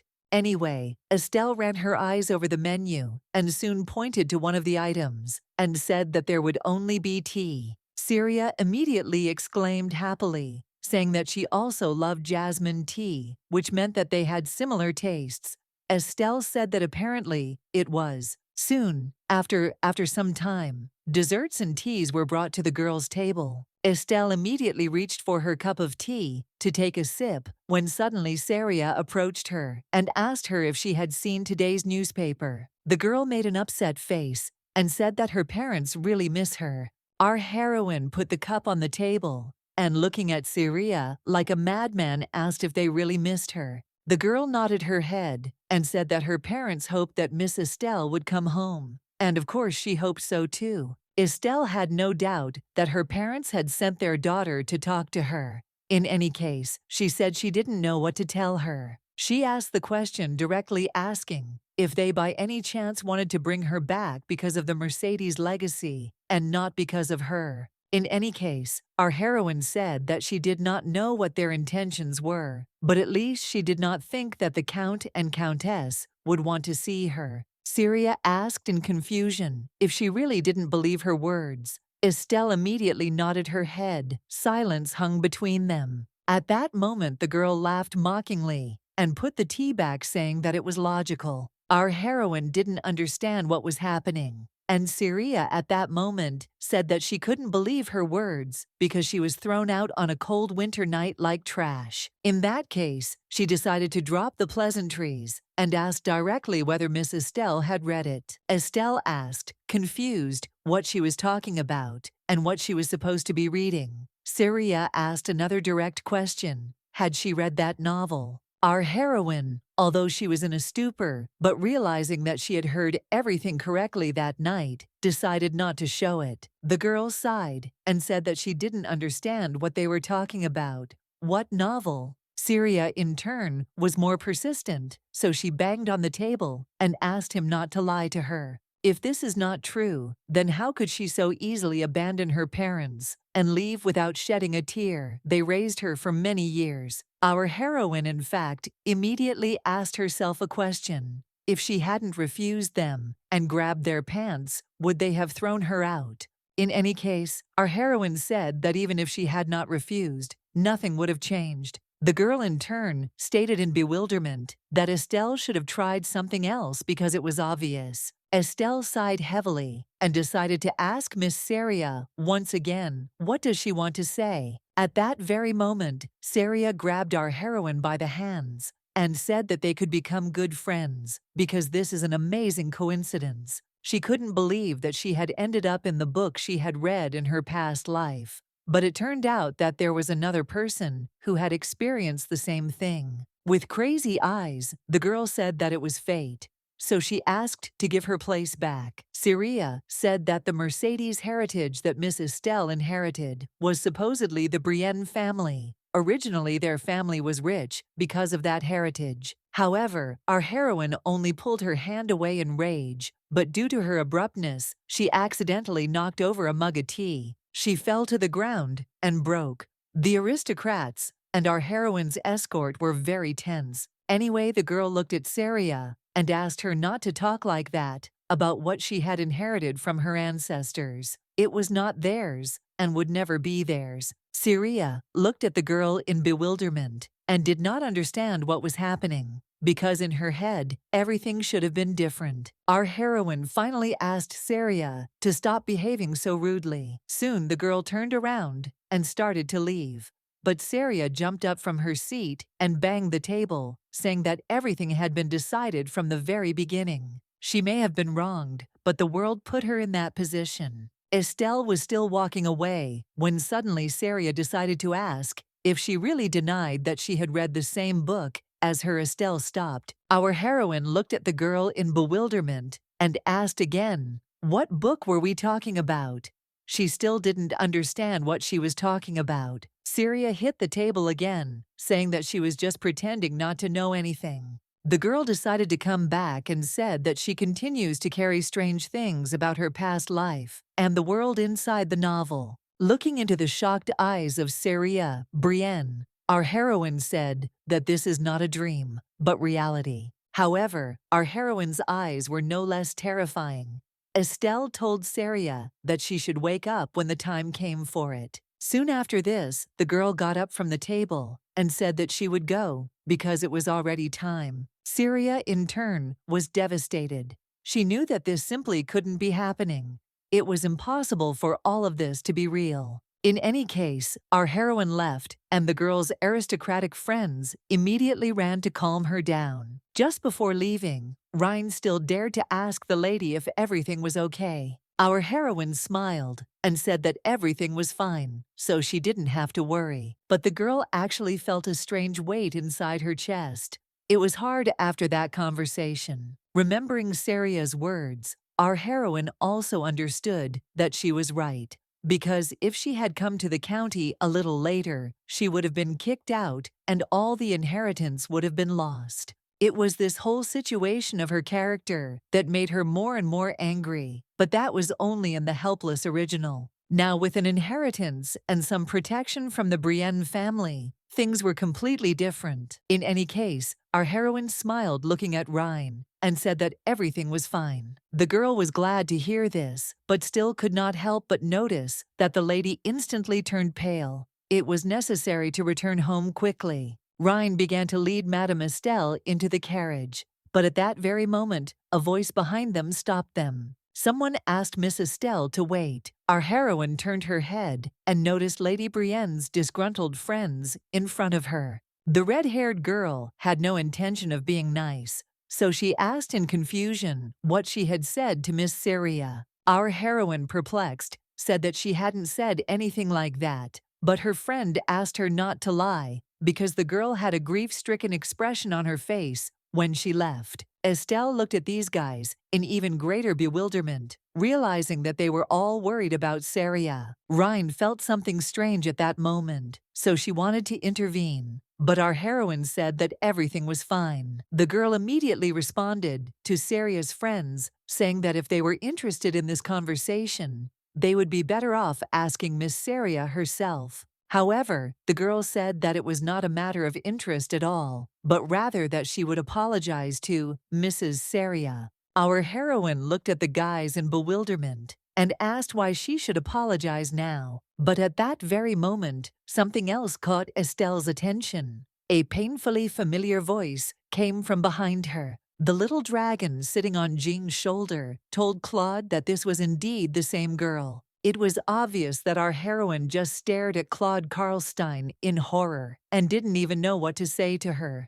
The aristocrat looked at her mistress in bewilderment and decided to ask where she was looking during their important conversation. At that moment, Jean Lambert himself took a step towards Estelle and asked how she was doing. Syria's friends at that very moment looked at Baron Lambert in bewilderment. At the same time, the action takes us beyond the capital. In one of the alleys, the ambassadors of the Archduke were shouting, not understanding where he had gone, how to find him if he decided to hide. His friend, nevertheless, said that they had to find him as this was an emergency. He was sure that everyone was now cleaning their shoes to look good in the eyes of the heir to the Mercedes family. But where was His Highness? The fair-haired guy himself understood that His Highness should be in the front rows, but he dared to assume that Mr. Karlstein was now in the capital. However, his comrade looked at him again in surprise and asked how this could be. Didn't he know this when everyone was talking about it? The guy smiled and said that if it was His Highness who was leading a reclusive life, then it was quite possible. His comrade sighed, realizing that it made sense. Anyway, the guy said that, as with Archduke Karlstein, Claude locks himself away somewhere or hides as soon as the overload symptoms return. Although they both understood that Mr. Karlstein was not some kind of wild animal, the situation was still very urgent, so he had to contact him. The ambassador's assistant looked at the guy and asked what he meant by "with him." The guy adjusted his glasses and said that he was talking about their spy on the side of the Crown Prince. Meanwhile, the action takes us to our heroine, who still couldn't put the words together to ask how they ended up here. Jean Lambert beat her to it and said that he hadn't even thought that they would meet so accidentally. In any case, he asked if he had interrupted their conversation. Our heroine looked away in bewilderment and said that he had not interrupted them. Meanwhile, Syria's friend looked at the Baron in bewilderment and asked how he could talk to this man. The guy looked at her in bewilderment and asked what she meant by the words, "with this person." He said that her words seemed a little impolite. The girl apologized and said that it was dangerous for a noble person like the Baron to communicate with such a person. Jean sighed heavily, saying that he didn't know what she meant by danger, but it still didn't sound good. Our heroine looked at him in bewilderment, realizing that he was showing that they were close, but not understanding why he was doing it. In any case, the girl at that moment said that she was telling the Baron these words because she was thinking about him. Doesn't he know? The girl explained that after the ball, there were various rumors about her. Our heroine immediately became tense. Estelle understood that at this rate, this strange girl might mention her white disease but she simply couldn't allow her to mention it because Claude would understand who she was. The girl said that she may be of good origin, many can support her, but this woman is cursed by God with illness. Our heroine, in turn, interrupted her and said that she would no longer tolerate such disrespect towards herself, so she told her to leave immediately. Syria's friend, who came to seek justice, was incredibly shocked by what she heard. Anyway, she stamped her foot in anger and said that they would talk again next time because she still had a lot to tell. The girl started to leave, but at the end she told her not to be rude to Miss Syria. Melinda's friend asked her to stop it all. Our heroes watched these strange guys with bewilderment when suddenly Jean Lambert looked at our heroine and asked Mrs. Sibeli if she was okay. Rhine leaned over in confusion at that moment, not understanding what she had just heard. The girl wanted to correct Mr. Jean by saying that Mrs. Sibeli was different, but our heroine started waving her hand and stopped her. Estelle turned her gaze to the man and said that she wanted to talk to him, so she needed to leave them alone. Rhine smiled and said that she would be happy to leave them. She immediately turned around and began to walk away, singing. Claude immediately asked who those girls were. The dragon, in turn, said that if there weren't so many people around, there wouldn't be ashes left of them. Our heroine, of course, said that she doesn't know them, so she's not worried at all. Claude, nevertheless, looked at Mrs. Sibeli and asked if she needed help.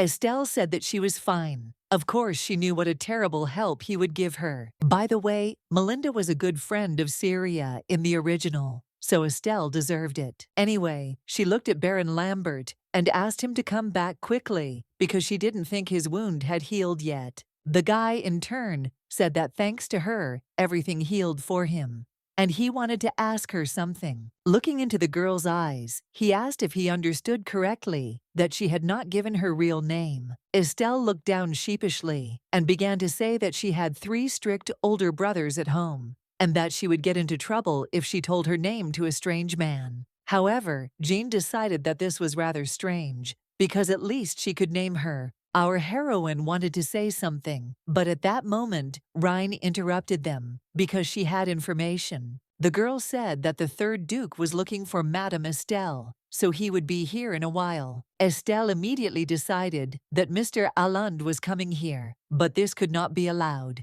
If Claude met him, she would be exposed in the blink of an eye. The girl immediately turned around and said that her brother was looking for her, so it was time for her to run. Jean was perplexed by what had happened and asked the lady to stand for a minute, but the girl still said that it was time for her to go and ran away. The guy was left alone with the dragon. In the end, he didn't hear her real name. The dragon laughed with Claude, saying that she probably didn't like him since she ran away at full speed. Claude snorted and told him to be quiet because the girl herself said that her brother was looking for her. The dragon said that he was a fool because he himself knew that this was an excuse. Either way, they both fixed their gaze on the fleeing stranger, not knowing her real name. The guy clenched his fist tightly, saying that they should meet again, and for this, he would search the entire capital. The dragon said that it was sad that they couldn't ask Aaron and Luriu for help, even though they were here too. Claude sighed and said that he was right, that shouldn't be done. The dragon immediately told the owner that he was just being stubborn. However, Claude's appearance was getting worse and worse. The dragon certainly couldn't help but notice this. Soon the action takes us to our heroine, who ran to Rhine. The maid, perplexed, said that the mistress could not have been in such a hurry. Our heroine, nevertheless, stood and tried to catch her breath while asking something about Duke Lund. Rhine said that all the preparations for the trip were complete, and he just wanted to meet Estelle before leaving. The girl also said that the security guards accompanying them had just gone to see Mr. Allende. Our heroine then said that because of her, his fun trip could be delayed, so they needed to go quickly. Rhine asked if she had finished talking to that man. She also said that the man had a cute lizard on his shoulder. Estelle immediately froze. She didn't understand what kind of lizard they were talking about, but at that very moment, she remembered Mr. Claude's dragon. The girl laughed, realizing that other people saw the dragon as a lizard. She also said that nothing important happened. However, Rhine felt something strange, as well as a certain amount of mystery. She immediately asked the lady if she understood correctly that this was the same person she had met at the ball. Estelle nodded her head. The girl happily began to talk about how they seemed to have become close. Estelle understood that this was not the case at all. In any case, Rhine decided that they should return to the carriage now. The girl suddenly asked if Alund was waiting for them. At first, our heroine did not realize where they were going. But soon she realized that they were talking about the carriage that was standing behind her when she was next to Claude. Soon the girl began to walk forward, with only one hope that he would not be there. As a result, that same evening, fortunately for our heroine, they were able to safely return to the palace. Entering inside, I immediately noticed Alund, who was incredibly happy to see Estelle. Our heroine approached him, asking if he was really leaving already. The guy smiled and nodded his head. However, he admitted that he wanted to accompany her to the next ball or tea party, but unfortunately, it would not work out. Estelle smiled back at him and asked him to return safe and sound from his trip. Alund, at this point, looked at the girl in surprise and asked what trip they were talking about. Rhine, in turn, advised him to keep quiet. Just then, the butler came over and told Mr. Alund that Mrs. Estelle would be bothered by him going monster hunting, so they didn't tell him. The guy said that he understood, so he immediately stroked the girl on the head and said that he would definitely bring gifts, so he advised her to stay healthy. The girl smiled and said that she would wait for him, and then asked him again to be careful. That same evening, a carriage filled with supplies left the palace and drove along the path. After the master left, the butler turned to our heroine and asked her to look at something. He led her to the table and, pointing to all these letters with flowers, asked her to say that these were all the invitations addressed to her. Our heroine was incredibly shocked by the entire number, so she asked again. The man said that it was obvious that she had made a successful debut, so he was sure that now the entire high society was very worried that they would not be able to invite her.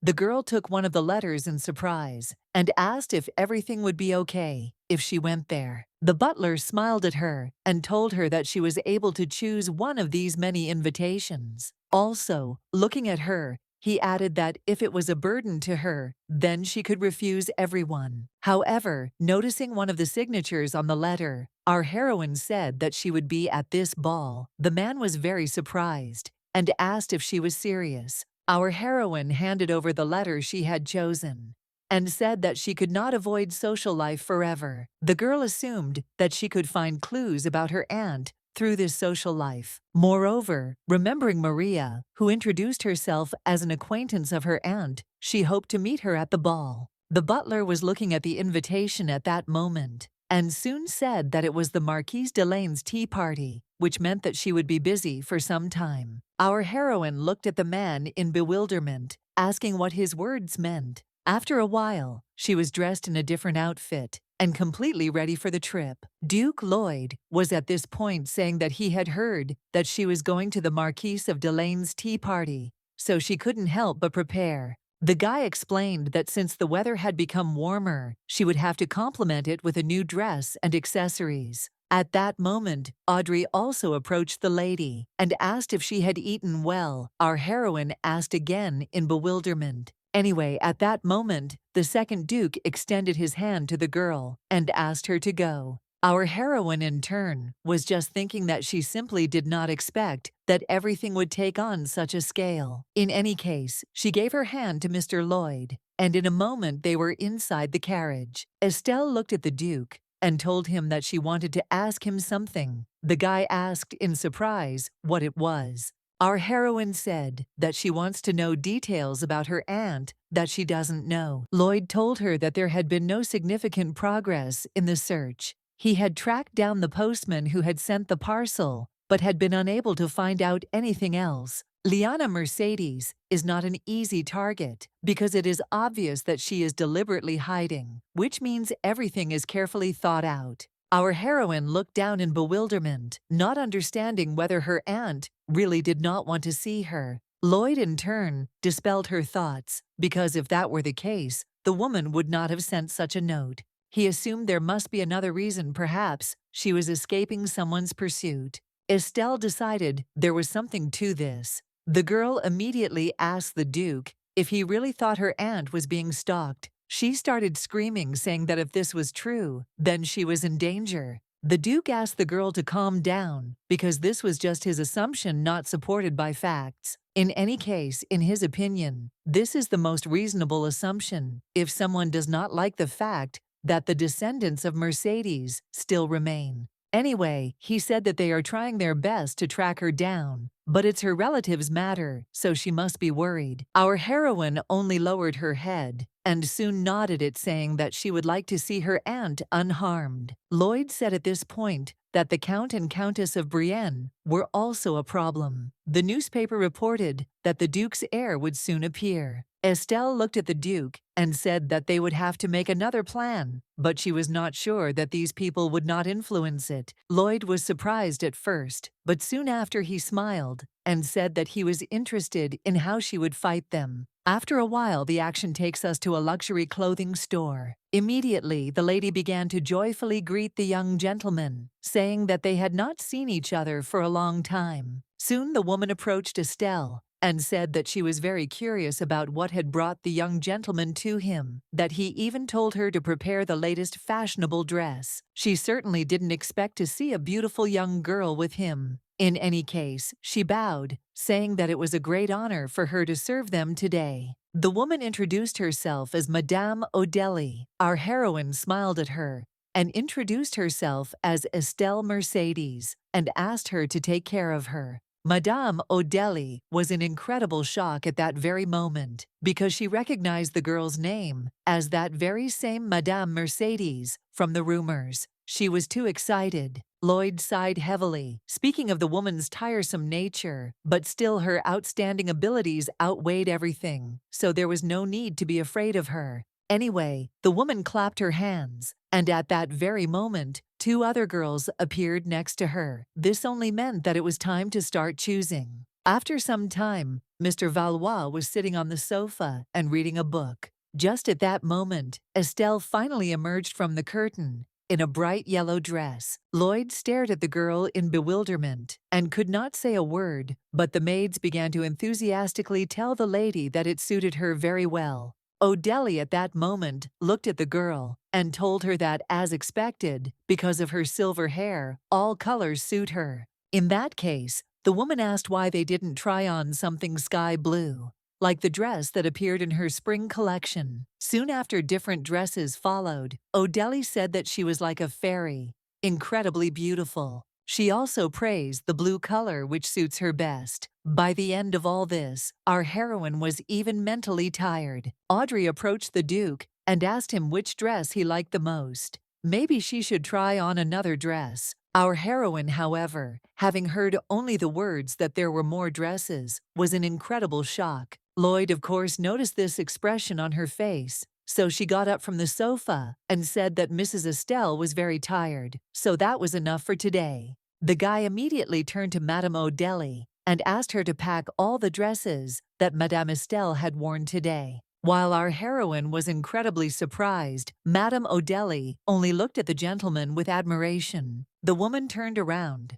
and said that most likely the Duke liked all the dresses. Anyway, while O'Delly was dressing our heroine, she said that this was the first time the gentleman himself had visited the salon since he was a child with Lady Sibeli. The woman said she had no idea he would be so taciturn. Estelle, puzzled, asked if he was really talking about Lloyd. O'Delly laughed, suggesting that she didn't believe her, but he had been a little hooligan as a child. But what she said was a secret. The woman also added that Miss Sibeli does not wear women's clothing, so it had been a long time since she last saw her. In any case, the woman said that the girl had been like this since childhood. In any case, they couldn't talk forever, so they eventually went down the stairs. Lloyd immediately went to Estelle and said that they had delayed her longer than he thought. The guy asked if she was tired. Our heroine said that she was fine, and then thanked Mr. Lloyd. The guy didn't really understand what she was thanking him for, now, so he asked in surprise what happened. The girl said that she was grateful to him for taking care of everything and buying a dress and a necklace and earrings. In any case, our heroine said that immediately after the coming-of-age ceremony, she would give him the money. Lloyd started laughing loudly, asking if she was really going to remember every meal and pay back for it. Our heroine sighed heavily, saying that he was right. She forgot to add food to the list. The Duke said it was a joke, and besides, it would take him all day to count everything. In any case, he looked at her, thinking that she was tired, so he suggested that she quickly return to rest. However, the action takes us to the Brienne estate, where a whole bunch of maids have gathered near the door of Seraya. At that moment, even Lorelia came up and asked in surprise if her daughter hadn't come out yet. The girls sighed and said that it was true. She didn't even respond to their words. The woman came to the door and began to address her daughter, asking her what had happened. Mother was here, so she asked to tell her everything in detail. At this time, the girl was sitting alone, in the middle of a dark room, on a large bed all alone. Syria bit her nails, thinking that she had to go back. She had to go back to her original world soon. She decided that the problem was that she had rushed into Brienne's family because she knew the plot of the novel. The girl couldn't even imagine that something like this could happen, because this situation was not even mentioned in the novel. It was a little off schedule, but she still decided that it was okay. She was sure that if Syria had a happy ending, like the original, she would be able to return to her world. The action takes us to the next morning. The maids looked at the mistress, assuming that she had been waiting for them for a long time. In any case, it was time to start applying makeup. The girls said she would look the best at the tea party today.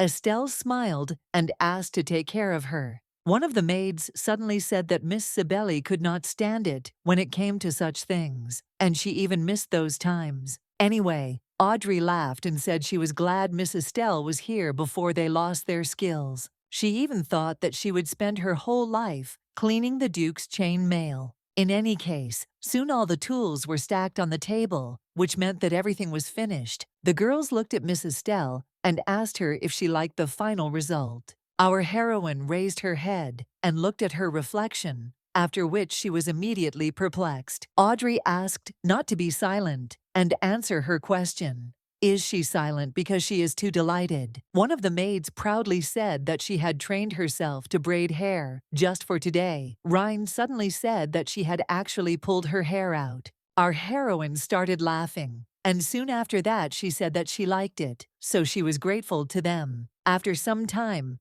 Estelle put on her new dress, given to her by the Duke, and went out into the corridor. Meanwhile, Duke Enard was waiting for the girl in the corridor, who was surprised that she came out so quickly. But soon he saw her image and was stunned by her beauty. Her smile was both simple and warm. Immediately the maids came out from behind her, telling the master that their mistress was simply beautiful, wasn't she?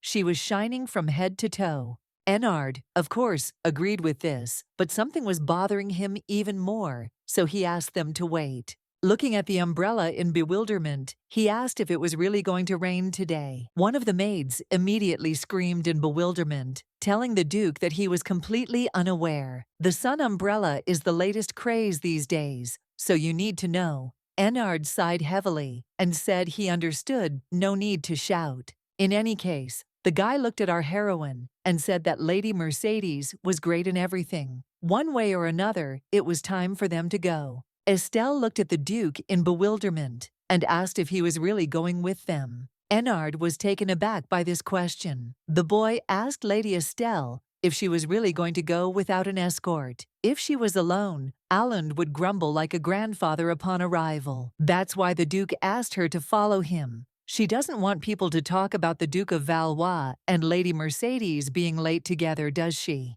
Everything happened too quickly that day, but one way or another, our heroine nodded her head and followed the guy. Soon the action takes us to the Marquise's garden. At this time, a tea party was in full swing. The aristocrats chatted with each other and were happy to meet each other, By the way, they had not been to the Imperial Palace for a long time. One of them suddenly asked if they didn't think everything here had become much more luxurious than the last tea party. The girl smiled and said that she was sure that the Marquise's wife had worked on it. At that very moment, the girl leaned over and said that there were rumors that Lady Mercedes herself was also invited to this tea party. The girls were surprised and shocked at the same time. Another girl said that this miss had never appeared at a social event since her debut. Her friend answered her that there were rumors that she dropped by the temple from time to time. But her friend interrupted her and said that all this was very interesting, but she had not seen her appear at the ball. One of the aristocrats suddenly started talking about Mrs. Mercedes' gorgeous silver hair. However, another girl disappointed her, saying that she probably hadn't heard the rumors.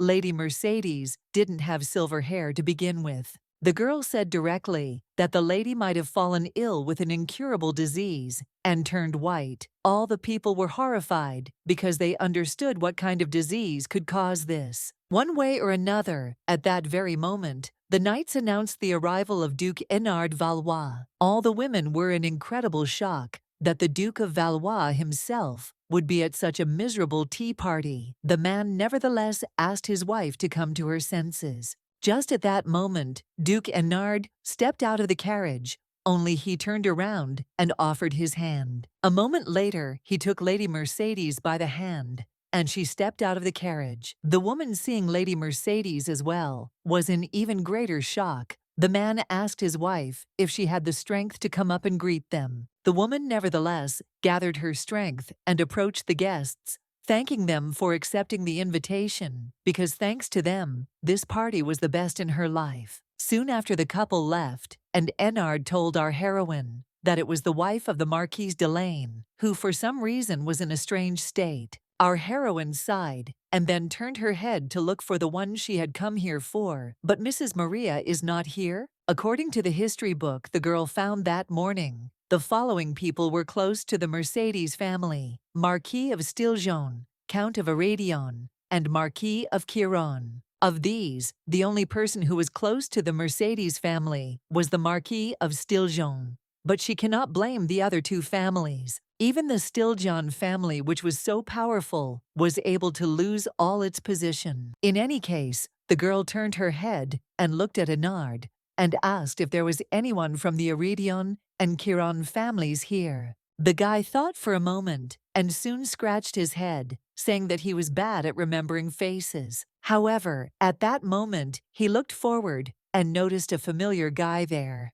Pointing to him, Enard said that this was Lorenzo Aradion. He was the second son in the family and was good with a sword. Our heroine, having said the guy's name in her head, was surprised that it was such a familiar name. The girl suddenly realized that her memories were blurry, but something should definitely pop into her head. She slowly tried to put the puzzle together, and at that moment, she wondered if it was about him, that they said that he was not gifted with intelligence, but honed his skills and became the commander of the Imperial Knights. Our heroine decided for herself that if he was a member of the Aradion family, then perhaps she would be able to dig up something about the Mercedes family. However, at this point, Enard decided to disturb the girl and asked why she was asking the question so suddenly. She wanted to be friends with him. The guy immediately decided to warn her that Lorenzo was not a particularly interesting conversationalist, and one could even say that there was nothing to talk about with him, except perhaps about training with a sword. Either way, our heroine didn't really listen to Duke Enard, so she just followed along. Approaching the guy, she introduced herself as Lady Mercedes.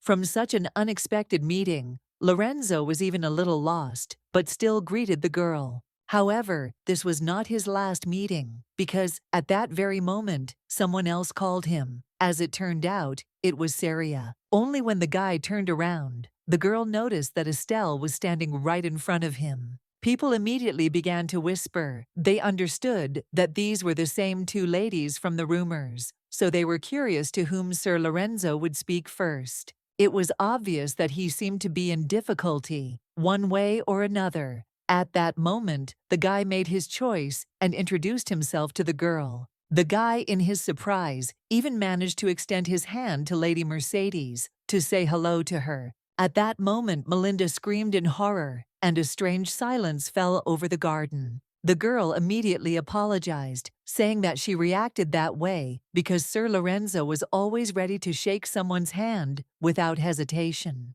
The guy, however, only looked at Melinda in bewilderment, and a whisper broke out around him. People whispered and assumed that all the panic was due to the white disease. Is it really more than that? Our heroine, however, only smirked, for this reaction was familiar to her. She had not hoped that the day would come when she would be truly accepted. However, at that moment, Syria looked at her friend with anger on her face, thinking that she had stated it too obviously and aggressively. Our heroine, however, at this point said that the lady must most likely be conservative about touching, since she was so surprised. Melinda screamed in confusion, and Syria put her hand on her shoulder, starting to tell her friend that even she was surprised by her words. Right after that, the girl smiled and said that she was glad to meet Sir Lorenzo. She introduced herself and said that she wanted to meet him. And now the opportunity came. The guy looked at her in bewilderment and asked if she was talking about him.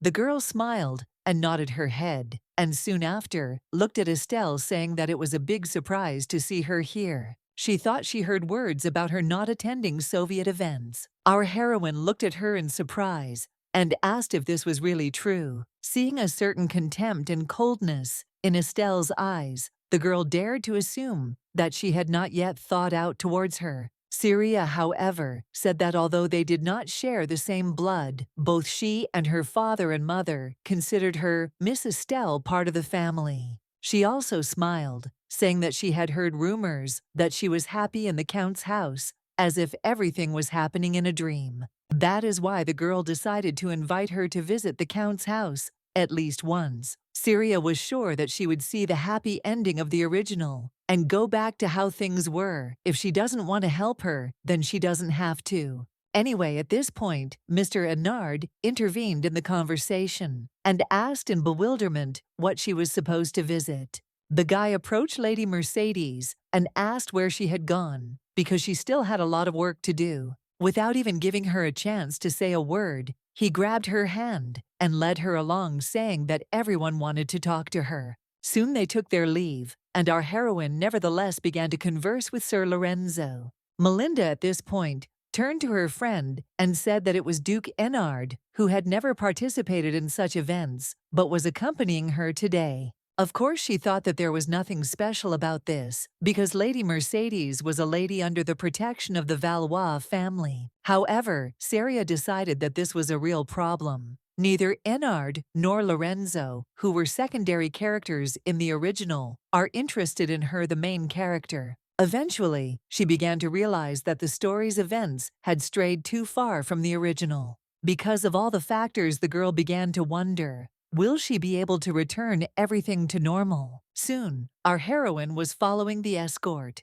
and thinking about how, in the end, she was never able to ask about her family. In any case, she saw in Lorenzo's face that he was ready to tell everything. If there was a chance, she had to talk to him. At this point, Hennard turned to the girl and asked her in surprise why she was just standing there and listening to everything like a fool. Our heroine looked down in embarrassment and said that she couldn't just up and leave. The guy, however, was even more perplexed and shouted and said that she could have come up with an excuse. However, the girl said that she did not want to do that. Since her debut, she has decided that she no longer hides and does not avoid it. That's why she stood there listening to all the nonsense, because she wanted to finish the conversation herself. The guy sighed heavily, suddenly laughed, and said that now it seemed he was the fool, not her. Estelle asked what he was talking about, to which Hennard replied that he kept forgetting that she was more stubborn than she actually appeared. Anyway, he decided that he had done something wrong because of his irritation, which he could not really hide. Now he wanted to eat something tasty. However, at that moment, the guy heard a strange rustling sound, and soon a figure. At that very moment, he turned around and told the girl that he would be back soon. Estelle looked at him in bewilderment and asked where he was going. The guy smiled at her and said that he needed to check something, and in the meantime she could sit down and eat something. Our heroine nodded her head and asked him to come back as soon as possible. Soon she was left alone in the garden, and it even seemed to her that she was experiencing that very feeling of déjà vu. Anyway, at that moment, a woman appeared behind her and asked the girl if she understood correctly that this was the Mercedes lady from the rumors. Estelle turned around, but the woman said that, to be honest, she was a little surprised earlier because she didn't think that she would strike back like that. But still, the most surprising thing was that the boring concept that the white disease is contagious still exists. Our heroine looked at this girl in bewilderment, not understanding who she was and what she wanted. In turn, the stranger decided to introduce herself, and holding out her hand, she said that her name was Camille, and she was the second daughter of Count Jean. The girl cautiously extended her hand and greeted Miss Camille. The girl suddenly asked Estelle if she would mind if they sat down together. Without thinking twice, our heroine decided to agree with her, as she was interested in what she could tell. Already sitting at the table, Camille said that she was very surprised when she heard rumors about her debut. It goes without saying, but this is the Mercedes family. In any case, she found out everything too late because she was not in the capital. Camille suddenly noticed a strange expression on Lady Mercedes's face, so she asked if she was uncomfortable. Our heroine began waving her hands, saying that this was not the issue at all. The girl explained that she did not expect anyone to talk to her first after her conversation with Miss Saria. Camille turned her head towards the crowd of people and asked if they were talking about the rumors about the white disease. The girl couldn't do anything but laugh. One way or another, she couldn't wait to talk to her. So at that moment, the girl realized that she was speaking too bluntly. Camille apologized and said that she didn't like the aristocratic way of speaking, even though she was an aristocrat herself. Our heroine smiled sheepishly and said that she was worried about both the rumors about the illness and the rumors about Brienne's family. Camille asked if she understood correctly that she was now talking about the rumors that she abandoned Brienne's family. Estelle didn't expect to hear any other question. Everyone took it that way. By the way, when Valois first received the newspaper, the contents of the Count and Countess's interview were already known to everyone. Since Saria said those words, public opinion will inevitably turn to the Brienne family. Our heroine eventually dropped her head heavily and leaned on the mug of tea. However, she was pulled out of her thoughts by Camille, asking if it was true. At that moment, Estelle stood up abruptly, and looking at the Count's second daughter, Jean asked what she was talking about. The girl asked another question. Is it true that she abandoned Brienne's family, who sacrificed themselves for her all their lives as biological parents? Our heroine, of course, shook her head and said that this was not so. Camille sighed heavily and said that she was probably wrong about people. Anyway, if it wasn't true, as she said, then why was she so obsessed with these rumors? Our heroine wanted to say something, but the girl interrupted her and told her not to pay attention to people. She must understand that this is her life, not theirs. A short silence soon fell between them, accompanied only by the singing of birds. Estelle thanked Camille anyway and said that she couldn't help but pay attention to the rumors. She doesn't have time to worry about her own life. She explained that she was determined to move forward, but ended up just standing still. Anyway, the girl smiled sincerely and thanked the girl again for her words. She is a very good person. Camille was incredibly shocked by such a sincere confession, so she was enveloped in a stupor. While our heroine did not understand what was happening to her, the girl tried to stop her heartbeat, also trying to understand when she was last praised like that. Estelle decided to turn to her and ask if everything was okay. The girl turned around and cleared her throat. She immediately said that if Lady Mercedes had time next time, she would be glad to see her at a ball at her home. Our heroine was very surprised and asked in bewilderment if she could really come. Did she really have a friend? At the same time, the action moves to the garden, where Duke Ednard walked and seemed to be looking for something. The guy looked around and knew for sure that he wasn't imagining things. He definitely saw the guy who was chasing Estelle. Taking his cloak into his hands, Enard only came to the conclusion that, judging by the remaining traces, the enemy had enough strength to escape. The boy soon stood up and stared at the tree, trying to guess where the intruder could have gone. However, at that very moment, Enard heard a strange rustling sound in the bushes, so he immediately turned around to look at his opponent. In the end, it turned out that it was just a bewildered rabbit eating grass. The guy sighed heavily, upset that in the end, he was never able to see the man in person. To his regret, he still had to return back to Mrs. Mercedes. Soon he came to the same place where they were, and finally noticing Estelle sitting at the table, he turned to her. Camille immediately stood up and bowed, and our heroine asked in surprise what he wanted to check.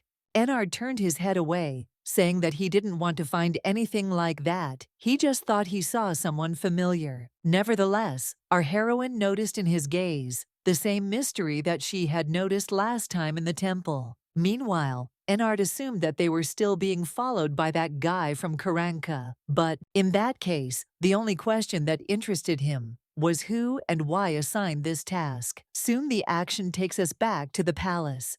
Walking down the corridor, Anar asked his brother if he tried to contact his father. Lloyd looked at Anar in confusion and asked what he was talking about. The guy sighed heavily and repeated that Estelle was apparently being followed. The guy explained that he had missed him this time, but the guy he had seen at the temple last time was a member of the Karanka Guild. Unfortunately, he was unable to sort out the details because he simply committed suicide. But in that case, Enard only understood that if the guy had even committed suicide, then they clearly had something to hide. Lloyd asked his brother why he hadn't taken care of everything. If he had stopped the suicide or the escape, his father wouldn't have to know. In any case, the guy said that they should sort it all out themselves. The father is already busy and can't attach any importance to it. Enard then decided to ask his brother if he had any idea who these guys were. Without thinking twice,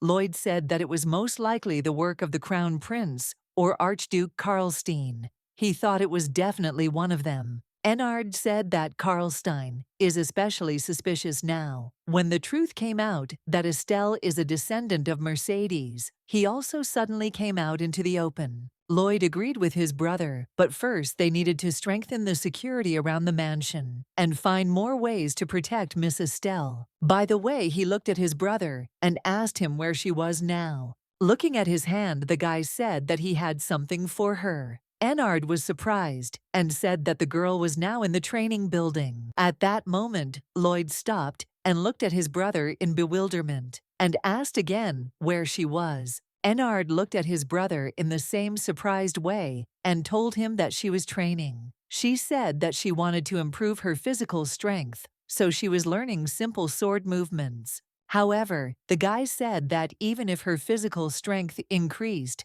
after undergoing treatment, it would not be enough by the standards of an ordinary person. Lloyd said that he was certainly surprised, and then asked if Estelle was alone in the training room. Meanwhile, the action takes us to our heroine, who, accompanied by a loud cry, ran towards the mannequin and punched it. Of course, Estelle was not alone. She also had a support group in the form of maids who shouted and told the girl that she was doing well. However, at that moment, a male voice was heard, telling the girl that she was probably a little tired, and therefore, it would be better to take a break. It was Duke Lloyd. Our heroine embarrassedly hid the sword behind her back and asked if he had really seen her strike. The boy smiled and told her that she was doing much better than he thought. The wooden sword here must be heavier than the usual wooden swords elsewhere. In any case, he advised her to train on the doll after she had developed her physical strength. The girl smiled and nodded her head. Our heroine said that most likely because she decided to actively participate in social life in the future, she wanted to train more. In addition, the girl said that the chief priest recommended that she take up light sports. Lloyd smiled at her and said that in any case, she had received many invitations, and in particular, he had come because he thought she would be pleased with this invitation.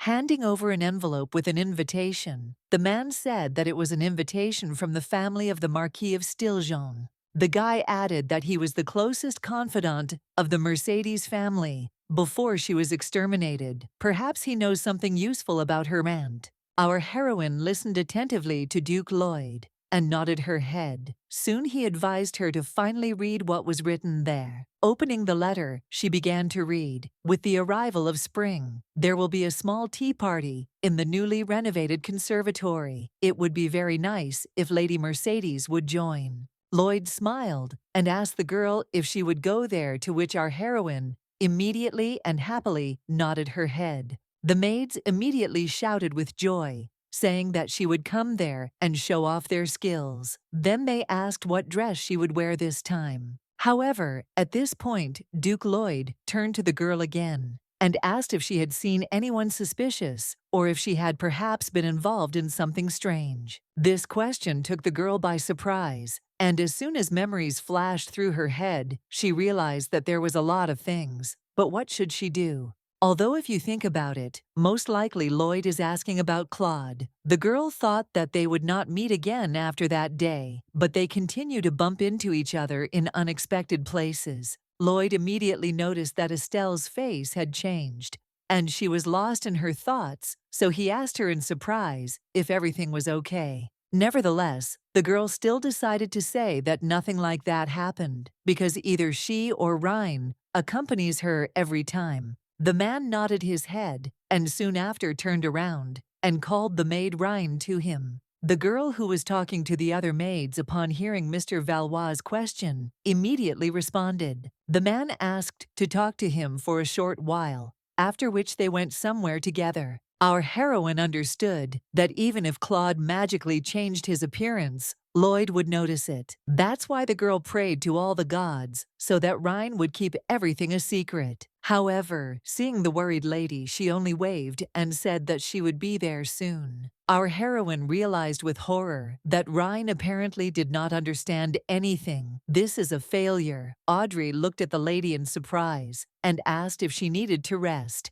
The girl immediately raised her head and with a forced smile said that everything was fine. She didn't have any pain. She was just thinking about her own things. At this moment, another maid approached our heroine and asked when the next social party to which she had been invited would be. Estelle looked at the letter and soon said that it would be in 3 days. It was just a tea party anyway, so no need to bother. However, Audrey asked the lady in bewilderment how she could say such a thing. No matter whether it is a small or a large tea party, you always need to prepare. Once again, the maid looked at her mistress and asked if she was tired.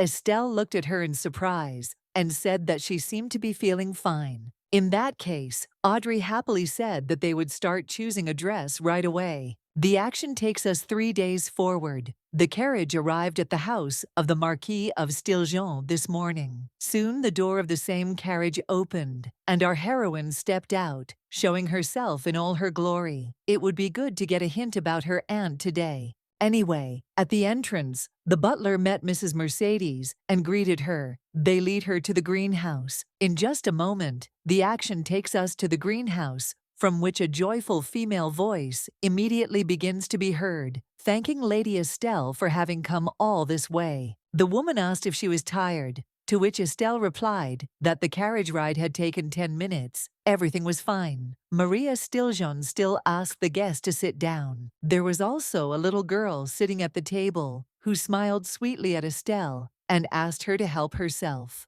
Our heroine couldn't contain her emotion, so she giggled happily and smiled broadly. At that moment, Maria unconsciously stared at the girl and even thought a little. Soon after a short pause, she told the girl that she and Liana had the same smiles. The woman sighed heavily and said that she was a cheerful child. She always smiled brightly, not aristocratically. Even the etiquette teacher was worried. Anyway, Lady Stiljon looked at Lady Mercedes and asked if she would mind going for a walk together. Of course, our heroine agreed. So a couple of seconds later, they were leaving the greenhouse. After some time, the action moves to a small town. The woman suddenly apologized for her sudden request. She explained that in the presence of strangers, one should be careful about asking about her. Estelle said that everything was fine because she wanted to talk to her too. The woman immediately asked the girl if she was currently living well in the Duchy of Valois.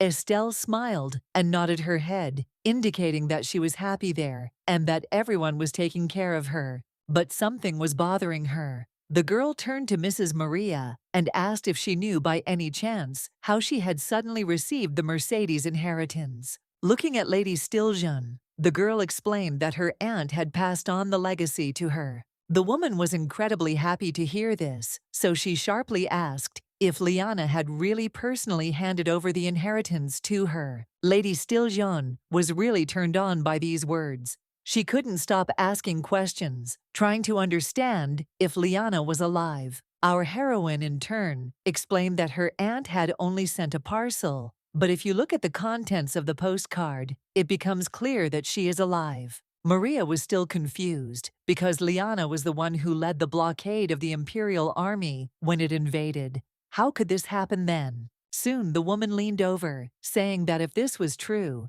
she wondered where Lyanna had been hiding for all these 17 years. They hadn't found a single trace of her in such a long time. Our heroine looked at Lady Stiljon, realizing that this was right after the family was destroyed. The late king was still alive, so it was no wonder Lyanna was hiding. However, now the former king is dead, the current emperor visited their graves and apologized, and the family's honor was restored. But then the main question remains only one. Why did the aunt hide, and what was she afraid of for 17 years? Our heroine immediately told Lady Stiljon that she wanted to know why her aunt was still hiding, and where exactly. Maria lowered her head and said that she only guessed that she was alive. But if she thought about it, the crown prince might know something. Immediately before our heroine's face, there appeared a memory of that ill-fated night in which the crown prince was incredibly angry and was looking for someone with the help of her father. At this point, Stiljon said that Joachim had been interested in the Mercedes family for some time. Allegedly, this was done in order to restore its reputation. However, all the talk was always about the search for the dragon's tear, which has not been found to this day. Soon Maria leaned over to Estelle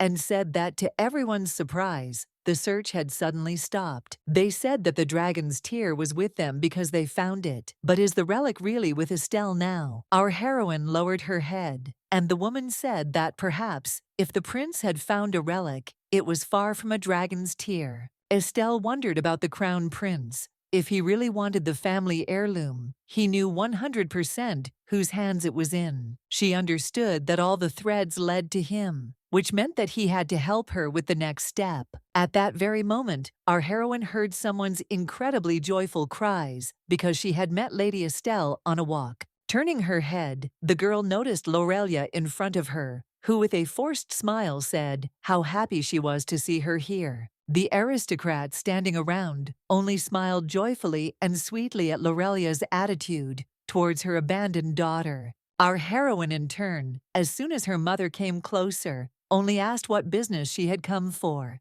The woman said that there was no need to speak so rudely to her. She was going to visit her anyway. Anyway, she had great news. Lorelia shouted out words, indicating that His Highness the Crown Prince had said that he would personally invite her to the palace ball. The ladies around immediately began to whisper. The palace is a place where the people close to the crown prince can be invited. They were perplexed and only said that they had never heard of someone as young as Estelle being invited there. Lorelia was happy to play the scene among the people. Our heroine, in turn, just stood silently and looked at her mother, making it clear with her whole appearance that she was unpleasant to her. Lady Stiljon noticed the same thing. Anyway, Lorelia approached her daughter and asked if she would be present, as it was a great honor. Stiljon laughed to herself at that moment, realizing that honor was a strong word. The Mercedes family is in decline now, so it doesn't have anyone to thank for being invited by the emperor's son. Looking at Countess Brienne, she realized that this was the very woman who had spoken badly of Estelle in her article. At that moment, our heroine looked at her mother in surprise.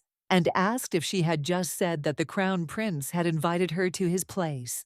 Lorelia screamed with delight and said that he seemed to have a special interest in her. At that moment, the girl came even closer to our heroine and, grabbing her hand, asked why this happened. Looking into her daughter's eyes, the woman only hoped that she would get angry. She hoped that Estelle would let out her emotions like last time, and thus show how angry she was towards her parents. In any case, the woman continued to stand over the girl's soul and rush her, saying that she needed to make a decision faster. Meanwhile, our heroine was enveloped in an unknown stupor. She couldn't even move. The girl did not understand what was happening to her and tried to stop herself. She understood that she needed to be confident in front of these people. Clenching her eyes tightly over and over again, she begged herself to stop and come to her senses. However, at this point, the action takes us back to the girl's childhood. The attending physician examined Estelle.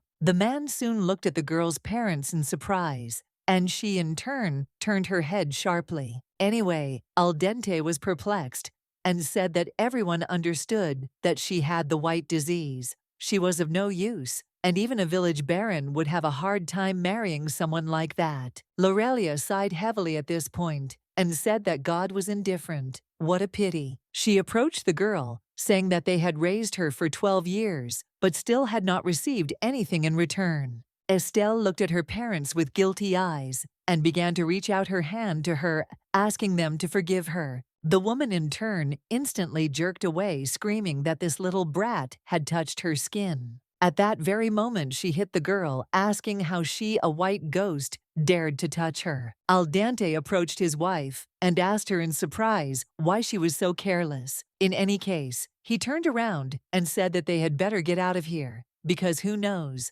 maybe there are bacteria in the air too. Soon, the door of the room began to close, and all the girl saw was only the closing gap from the door, which would soon leave her alone in the darkness. All these thoughts enveloped our heroine at once, so she could not move. But at that moment, Mrs. Stiljon approached Lady Estelle and hugged her. The woman asked her to leave here, and at the same time, in her quiet and calm voice, she calmed her down, saying that everything was okay. Lorelia was shocked by what had just happened. Was this really how they decided to fight her back? The woman immediately turned her head to the side to find out what the aristocrats were whispering about. Previously, the touched girls said in bewilderment that they thought that they had a good relationship, but if that were the case, the daughter would not be shaking so much in front of her mother. However, the woman was furious. It was all wrong. She was a child who had abandoned her parents once she had the good fortune to quickly become rich. She, in turn, parents who want to treat of her as before, but she was abandoned alone. This was her plan. But what is happening now is disgusting. Anyway, Mrs. Stiljon still stood next to the tearful Estelle and tried to calm her down. After this, the woman looked up and said that Madame Estelle certainly did not want to talk anymore, so they would go. They soon turned around and headed in their direction, while Lorelia only watched them with an angry look. She was very angry. After some time, our heroine and Lady Stiljon were walking through the town together, but fortunately in silence. Estelle had previously thought that she could face this with confidence, but hadn't enough time passed for the wound to heal. However, at that moment, Maria turned to the girl. Our heroine immediately came to her senses and began to apologize for what had happened. The woman smiled and told her that she didn't have to tell her all this. However, everything is still on the hands of Lady Estelle. The woman determined that she is still incredibly ill. Taking Estelle's hand, the woman said she had no idea how hard it was for her. She should never have stopped looking for traces of Liana. Maria unfortunately could not help her, but will do everything possible to stay close to Estelle. The woman smiled and promised to be of use to her, and then tears began to flow from her eyes. The very next day, our heroine walked next to Duke Enard, trying to understand what had happened yesterday. The girl understood that she simply could not calm down until Maria took her away with her. At this moment, Duke Enard looked at the girl in surprise and asked why she was sighing so heavily. Was she really tired already? Our heroine said that this was not the case at all. In fact, she had received an invitation from the crown prince to the ball. These words struck Ennard like lightning. At first, he did not understand what her words meant. Only after realizing what she had said did he remind her that he had asked her to send the crown prince away in a situation like this. Anyway, the girl told him that yesterday afternoon there were several people who heard that His Highness had invited her. The guy immediately realized that he had done it so that she simply could not refuse him. What nonsense! Anyway, he told her that if she didn't want to go there, she shouldn't. His reputation shouldn't concern her. However, our heroine looked at Mr. Ennard and told him that she wanted to go there. The girl explained that the crown prince might have information about her aunt. He really didn't like this idea, but he still said that he agreed, but he would go there with her. He apologized, saying that he wouldn't say anything like go alone normally or anything like that. Ennard didn't trust that idiot crown prince too much. He was a snake. If she went alone, something might happen. However, their conversation was interrupted by the joyful cry of Duke Allund, who ran towards them and waved his hand. Our heroine didn't understand how he ended up there, but as soon as the guy approached, he started asking if everything was okay. Looking the girl over from different angles, he told her that she seemed to have become rosier than the last time they saw each other. Had she put on weight? After that, he looked at Ennard and asked in confusion what had happened. The guy asked his brother to stop acting like that. Moreover, how did he know they were here? Anyway, our heroine interrupted them and said that they seemed to have returned much sooner than expected. Did he enjoy the trip?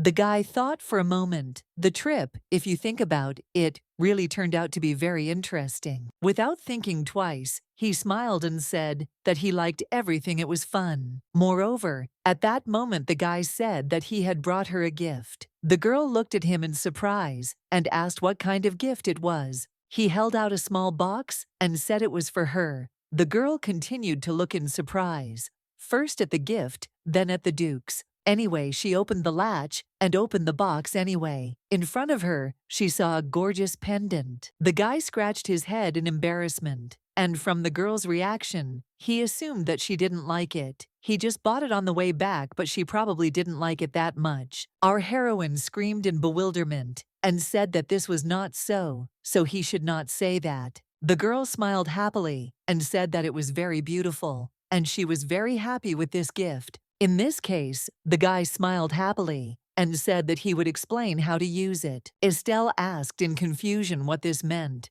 and Mr. Allen told her that there was actually a bit of magic in it. He asked the girl to touch the necklace with her finger and say the word Ilero. At that very moment, an unknown aura was created around her, which pushed the dukes in different directions. The girl looked at Mr. Ennard and Allund in confusion and asked if he was okay. Allund just gave a thumbs up. Soon, he got up from the ground and said that, as expected, the functionality of this relic is very good, so he is satisfied. As she already understood, this is the magic of creating a shield in a radius of a foot. He explained that a person standing next to this aura is thrown back in this way. The guy suggested that the girl try using the relic again. Our heroine screamed in bewilderment and said that this would definitely be enough. At that point, the guy smiled and asked if she would carry it with her every day. Estelle was very pleased that they were worried about her. Of course, she could do nothing but smile and agree. Soon the action moves to the next day. Rhine told the lady that today they arrived at the temple a little earlier than usual, so she suggested that they take a walk. Our heroine said that it was a good idea, and Rhine immediately noticed that the lady was in a good mood today. Yesterday she had no energy, and that's why she was worried. Estelle was surprised that she had made her worry without even knowing it. Anyway, Rhine said that she was glad that she was full of energy, and now she would get the shawl from the carriage. Soon after this, the girl left, and our heroine, turning her head, noticed a strange object lying on the ground. Coming closer, she noticed that it was a feather, so she was surprised. But who did it belong to? The girl looked up and noticed a small lump on one of the branches watching her. Our heroine looked at this rabbit in bewilderment and did not understand why he was on the tree. However, at that very moment, the cute creature jumped from the branch and flew towards our heroine, who was already ready to catch the animal. A moment later, the little creature landed, and Estelle realized that it was far from being a rabbit. One way or another, in a moment, the action takes us to the temple. Our heroine ran in bewilderment and called the priest. Rhine ran after her. The man looked at the girl in surprise and asked what had happened. Why was she in such a hurry? It was not yet time for their meeting. The girl said that the rabbit had gotten hurt when it fell from the tree, so she asked for help with it. Looking at the creation in the girl's hands, he asked Lady Estelle to calm down and explain everything more slowly. However, having taken a closer look at the creature, he immediately became thoughtful and soon said that it was not a rabbit at all, but a spirit. Our heroine looked at the priest in surprise and asked what kind of spirit this was. After some time, the girl told the story of how she found him in the temple garden. However, looking at the little creature, the man said that it was strange because the spirit should be in the Sangos forest and not lying like this. Our heroine, hearing the words about the Sangos forest, asked if this was the place famous for its race, born with supernatural abilities. The man smiled and said that it was, but it seemed that this spirit was still very small. He thought that it had managed to escape after being attacked by a predator. However, the problem was that the pollution caused by the evil energy seemed to be much more serious than his wound. At that moment, the priest looked at the girl and said that he thought she could help him. Estelle asked in confusion, "How?" The man immediately reminded that Mercedes' power was also given by God, so it would be able to heal the evil energy pollution. The girl asked in surprise how she could do this. The priest asked her not to worry, because one attempt would be enough. Looking at the little spirit, he also said that immediately after the attempt, she should act on instinct. The girl immediately began to try to use her magic. She begged for this little life to forget the pain and feel good. Sparks and glows flew around the girl and the spirit, who at that moment began to emit a quiet squeak. Our heroine soon began to open her eyes, hoping to see what she had done. At that very moment, she saw in front of her small eyes, in which there was a lot of happiness and kindness. Our heroine screamed joyfully, and looking at the priest, asked if she had succeeded. The man smiled and walked up to her, saying that she had an absolutely amazing start. He also heard that the second daughter of the former Mercedes family had a brilliant talent, but maybe Madame Estelle was even more talented than her. Our heroine, perplexed, asked who this second daughter was, to which the priest said that her name was Liana Mercedes. Realizing that the priest might know something about her aunt,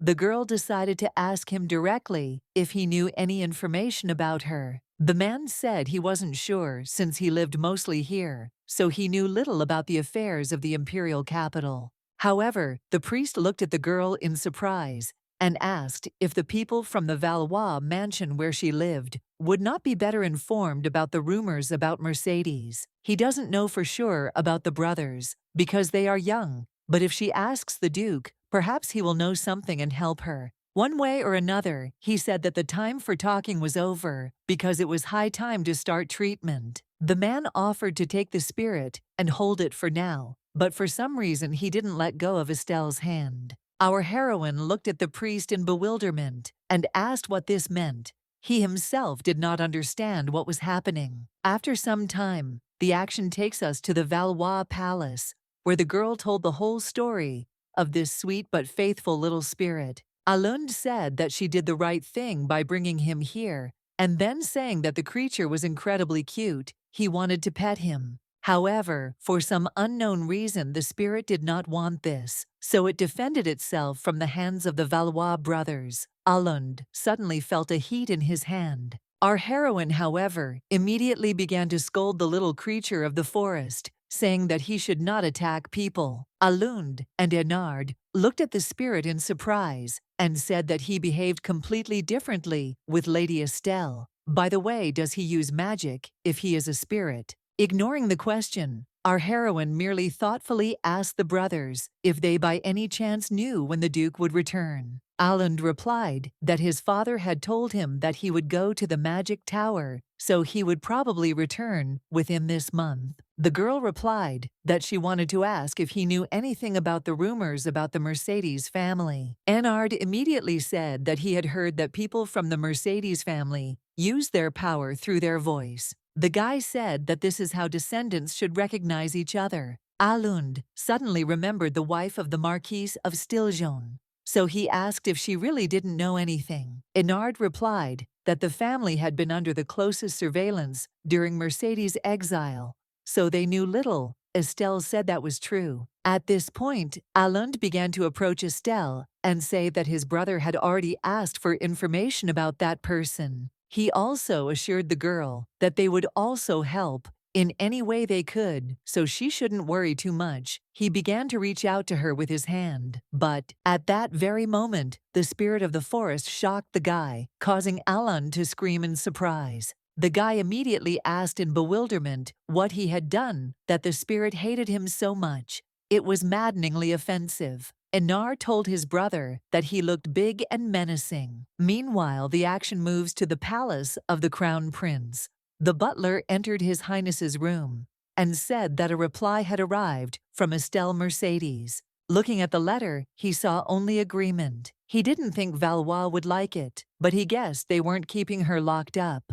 As a result, as he expected, they still strived to pretend to be fair. He was angry, saying that they were like hunting dogs that drowned in someone else's blood. However, at this moment, the butler turned to His Highness and said that Vermont Alsace requested an audience. Joachim asked in confusion who they were talking about. The guy replied that it was the judge presiding over the Brienne family's trial. The Crown Prince immediately grinned slyly and asked the butler to let the judge into the room. The very next evening, the butler met Lady Estelle at the entrance to the Crown Prince's palace, saying that they were waiting for her, and a member of the Valois family was also expected. Duke Allen said his name wasn't on the invitation, but he came as a guard. Is everything all right? The man cleared his throat in surprise and said that everything was fine. Our heroine understood that this was probably a trap of the Crown Prince,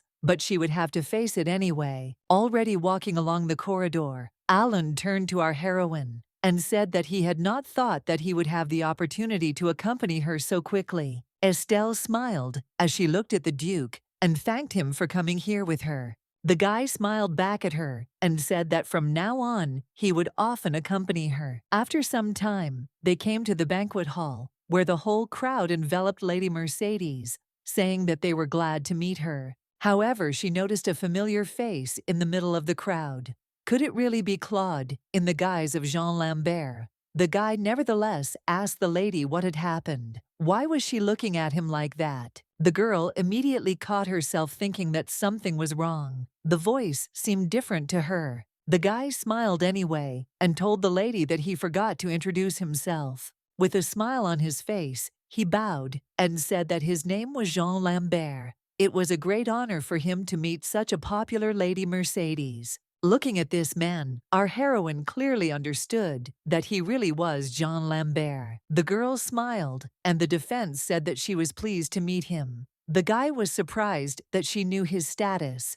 It's an honor. Estelle looked away in embarrassment, realizing that she had overdone the game a little. At that very moment, they began to announce that His Highness the Crown Prince was already here. All the people bowed before him, and Joachim went straight to Lady Estelle, saying that he was glad to meet her in person. At that very moment, he sat down on one knee and, holding out his hand, asked if she would give him her palm. The girl, without even realizing what was happening, gave him her hand, and he immediately approached her. Our heroine was in incredible shock from what was happening. Why did he do it so suddenly, and for what purpose? The Crown Prince introduced himself and soon said that he was pleased to welcome Mercedes' successor. The girl smiled shyly and asked him to take care of her. To herself, she thought that she wanted to wash her hand. Meanwhile, the ladies around were perplexed about her status being lower than his, but His Highness the Crown Prince was very cordial. Could it be that he... At this point, Joachim admitted that he had wanted to greet her earlier, but only now was he able to find the time. Soon, Alund came up asking His Highness if he was doing well. The prince also smiled falsely. telling the Duke of Valois that it was nice that he decided to visit him, even though he was not invited. The boy said he knew he wasn't an invited guest, but he was worried about sending a girl here alone. The prince said he was talking as if they were family. Alun said that if they lived under the same roof, then it was about the same thing. In any case, the prince asked if she had spoken to those who had come here. Our heroine said that she had only managed to talk to Baron Lambert. Joachim immediately said that Jean was one of his close friends. To say that Estelle was surprised that Jean Lambert was the crown prince's man would be an understatement. After a while, the banquet was in full swing.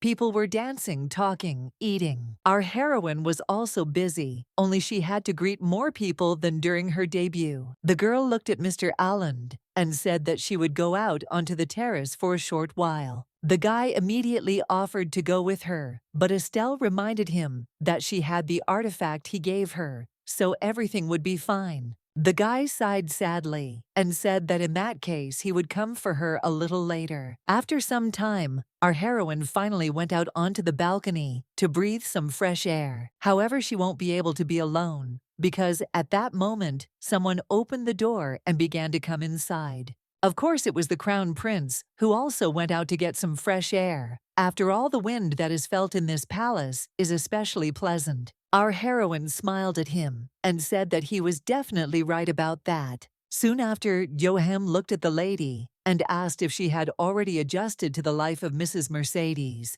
The girl just sighed heavily and said that absolutely everything was unusual for her right now. She had never dreamed of wearing an expensive dress or having a conversation with His Highness the Crown Prince before. The Crown Prince thought it was very cute. To be more precise, she was a simple girl, which meant she was just a lamb that could be easily controlled. At that moment, the girl looked at Joachim and asked if he knew something even more amazing. She said that her aunt, who didn't even know about the existence of the treasure box, delivered it to her herself. The dragon's tear. The guy looked at her in bewilderment and asked again if Liana had really handed it over herself. In general, our heroine, as expected, understood that this man knows everything, or rather that the aunt could not hand over the treasure on her own. Joachim sighed thoughtfully at this point and suggested that Lady Mercedes must be very pleased. Estelle was overcome with trembling at that moment. Why didn't she answer? Even though she tried not to tremble, it was scary. She didn't know if Joachim had really hurt her aunt or not, but if he had, then she. However, at that moment, she decided to put aside all obsessive thoughts, deciding that the prince should not reveal that she doubted. At that very moment, the prince turned to the girl and asked if he could ask a question. Lady Mercedes nodded her head, and the prince, without thinking twice, immediately asked how long she intended to rely on the Valois family. He said they were obviously a great family, but it was still a house where only boys lived. Joachim suggested that it would be burdensome for a lady to rely on them for long periods of time. Our heroine responded to this by saying that she might be in their debt. In response to this, the crown prince said that among the mansions he owned, there was one that was in no way inferior to the lady's residence, and it was empty. He explained that he was not quite suitable for her status as Mrs. Mercedes, but if she did not mind, she could feel free to use it. The girl felt that now it did not look like he was returning part of the confiscated property of Mercedes, but rather that he was handing over his own mansion. Estelle was furious at the thought that he could neglect her or her family. The girl thanked him for the offer, but she still does not plan to leave the Valois mansion anytime soon. The prince apologized, saying it was a bold offer. However, he sighed heavily, saying that he was a little worried about her. Estelle looked at him in surprise and asked what it meant. The guy said that he was worried only because one girl lived with men. At this point, he brought up the topic of how they could even lose their minds due to overload. The guy also said that it was possible to take into account the fact that they were young guys, which meant our heroine interrupted him at this point. The girl told His Highness that the dukes were in no way worthy of such impudent suspicion, and therefore asked him to refrain from such judgments. The crown prince looked at her in bewilderment, wondering how she even dared to be angry with him. Looking at her face, he knew that her trust in the Valois family was much stronger than he thought, because the first one to take her under his wing was the owner. One way or another, he is confident that he will be able to quickly lure her to himself. The guy immediately said that there was a misunderstanding. The guy started to tell Mrs. Mercedes something, but at that moment our heroine noticed something strange. Looking out the window, she noticed a bewildered Mr. Alland, who did not know what to do. The girl immediately apologized to His Highness and said that if he had nothing more to say, she would go. The crown prince didn't even have time to react properly before Mrs. Mercedes had already run inside. Meanwhile, Alund immediately started asking a bunch of questions. Was she okay? What did they talk about? By the way, he noticed that she had somehow turned pale. Our heroine, nevertheless, began to calm him down and say that everything was fine. To herself, she thought that she no longer wanted to be here. Remembering the strange words of His Highness that he had just spoken, the girl hoped that she was not thus bringing trouble upon the Valois family.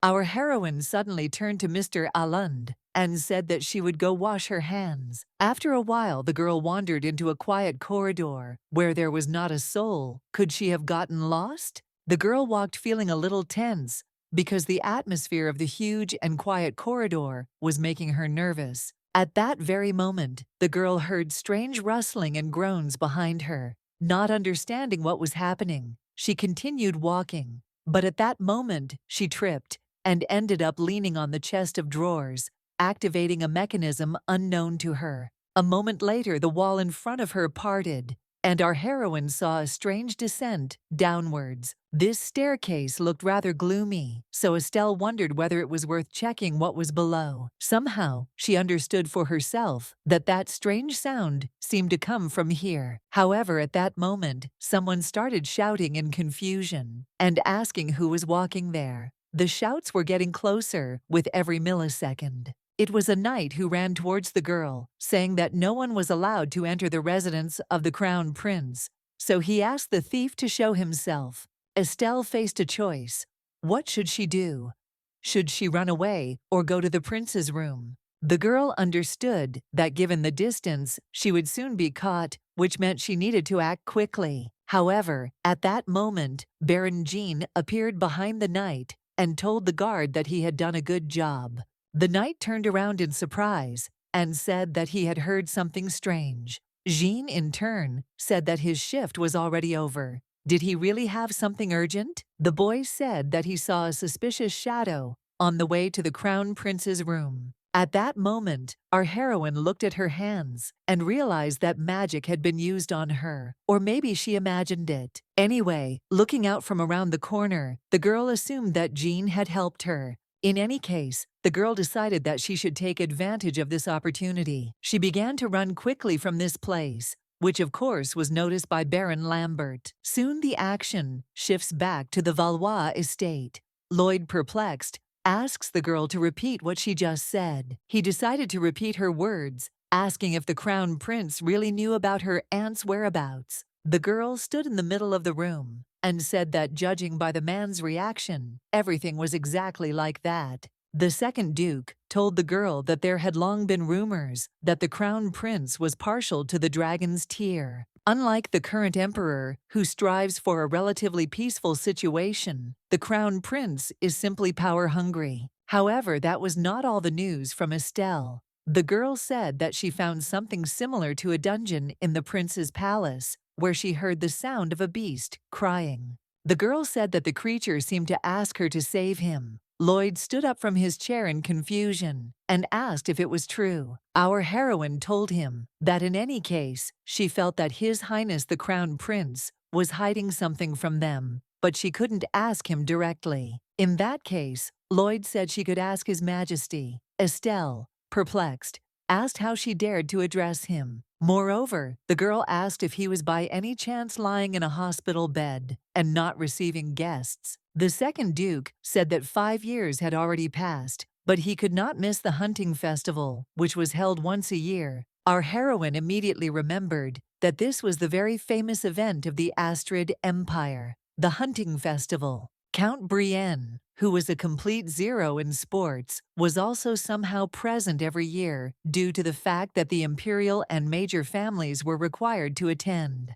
Estelle looked at Lloyd at that moment and asked if she could participate. The girl said that she would like to participate in the festival and personally ask questions to His Majesty. The action shifts to the next morning. At that moment, a huge magical force flew at the targets, knocking everyone off their feet. While our heroine looked in bewilderment at everything she had done, Alund stood behind her and supported her, saying that she was doing well. The girl turned around and said that she was doing much better than she thought. Mr. Alund told her that this only meant that she had become stronger, and that a tool like this was affected by the owner's abilities. The guy added that when he heard that she was going to participate in the hunting festival, he honestly wanted to dissuade her, but he couldn't do anything about it because that was her will, which meant he had no right to change it. Although it was still sad that on the eve of the holiday, she would be accompanied not by him, but by Anard. Our heroine laughed and told him not to be upset because he would still be able to accompany her to other events. At that moment, someone called Mrs. Estelle. One of the maids happily told the girl that Madame Camille had arrived to see her. The girl asked where she was, to which the maid said that she was waiting for her in the garden.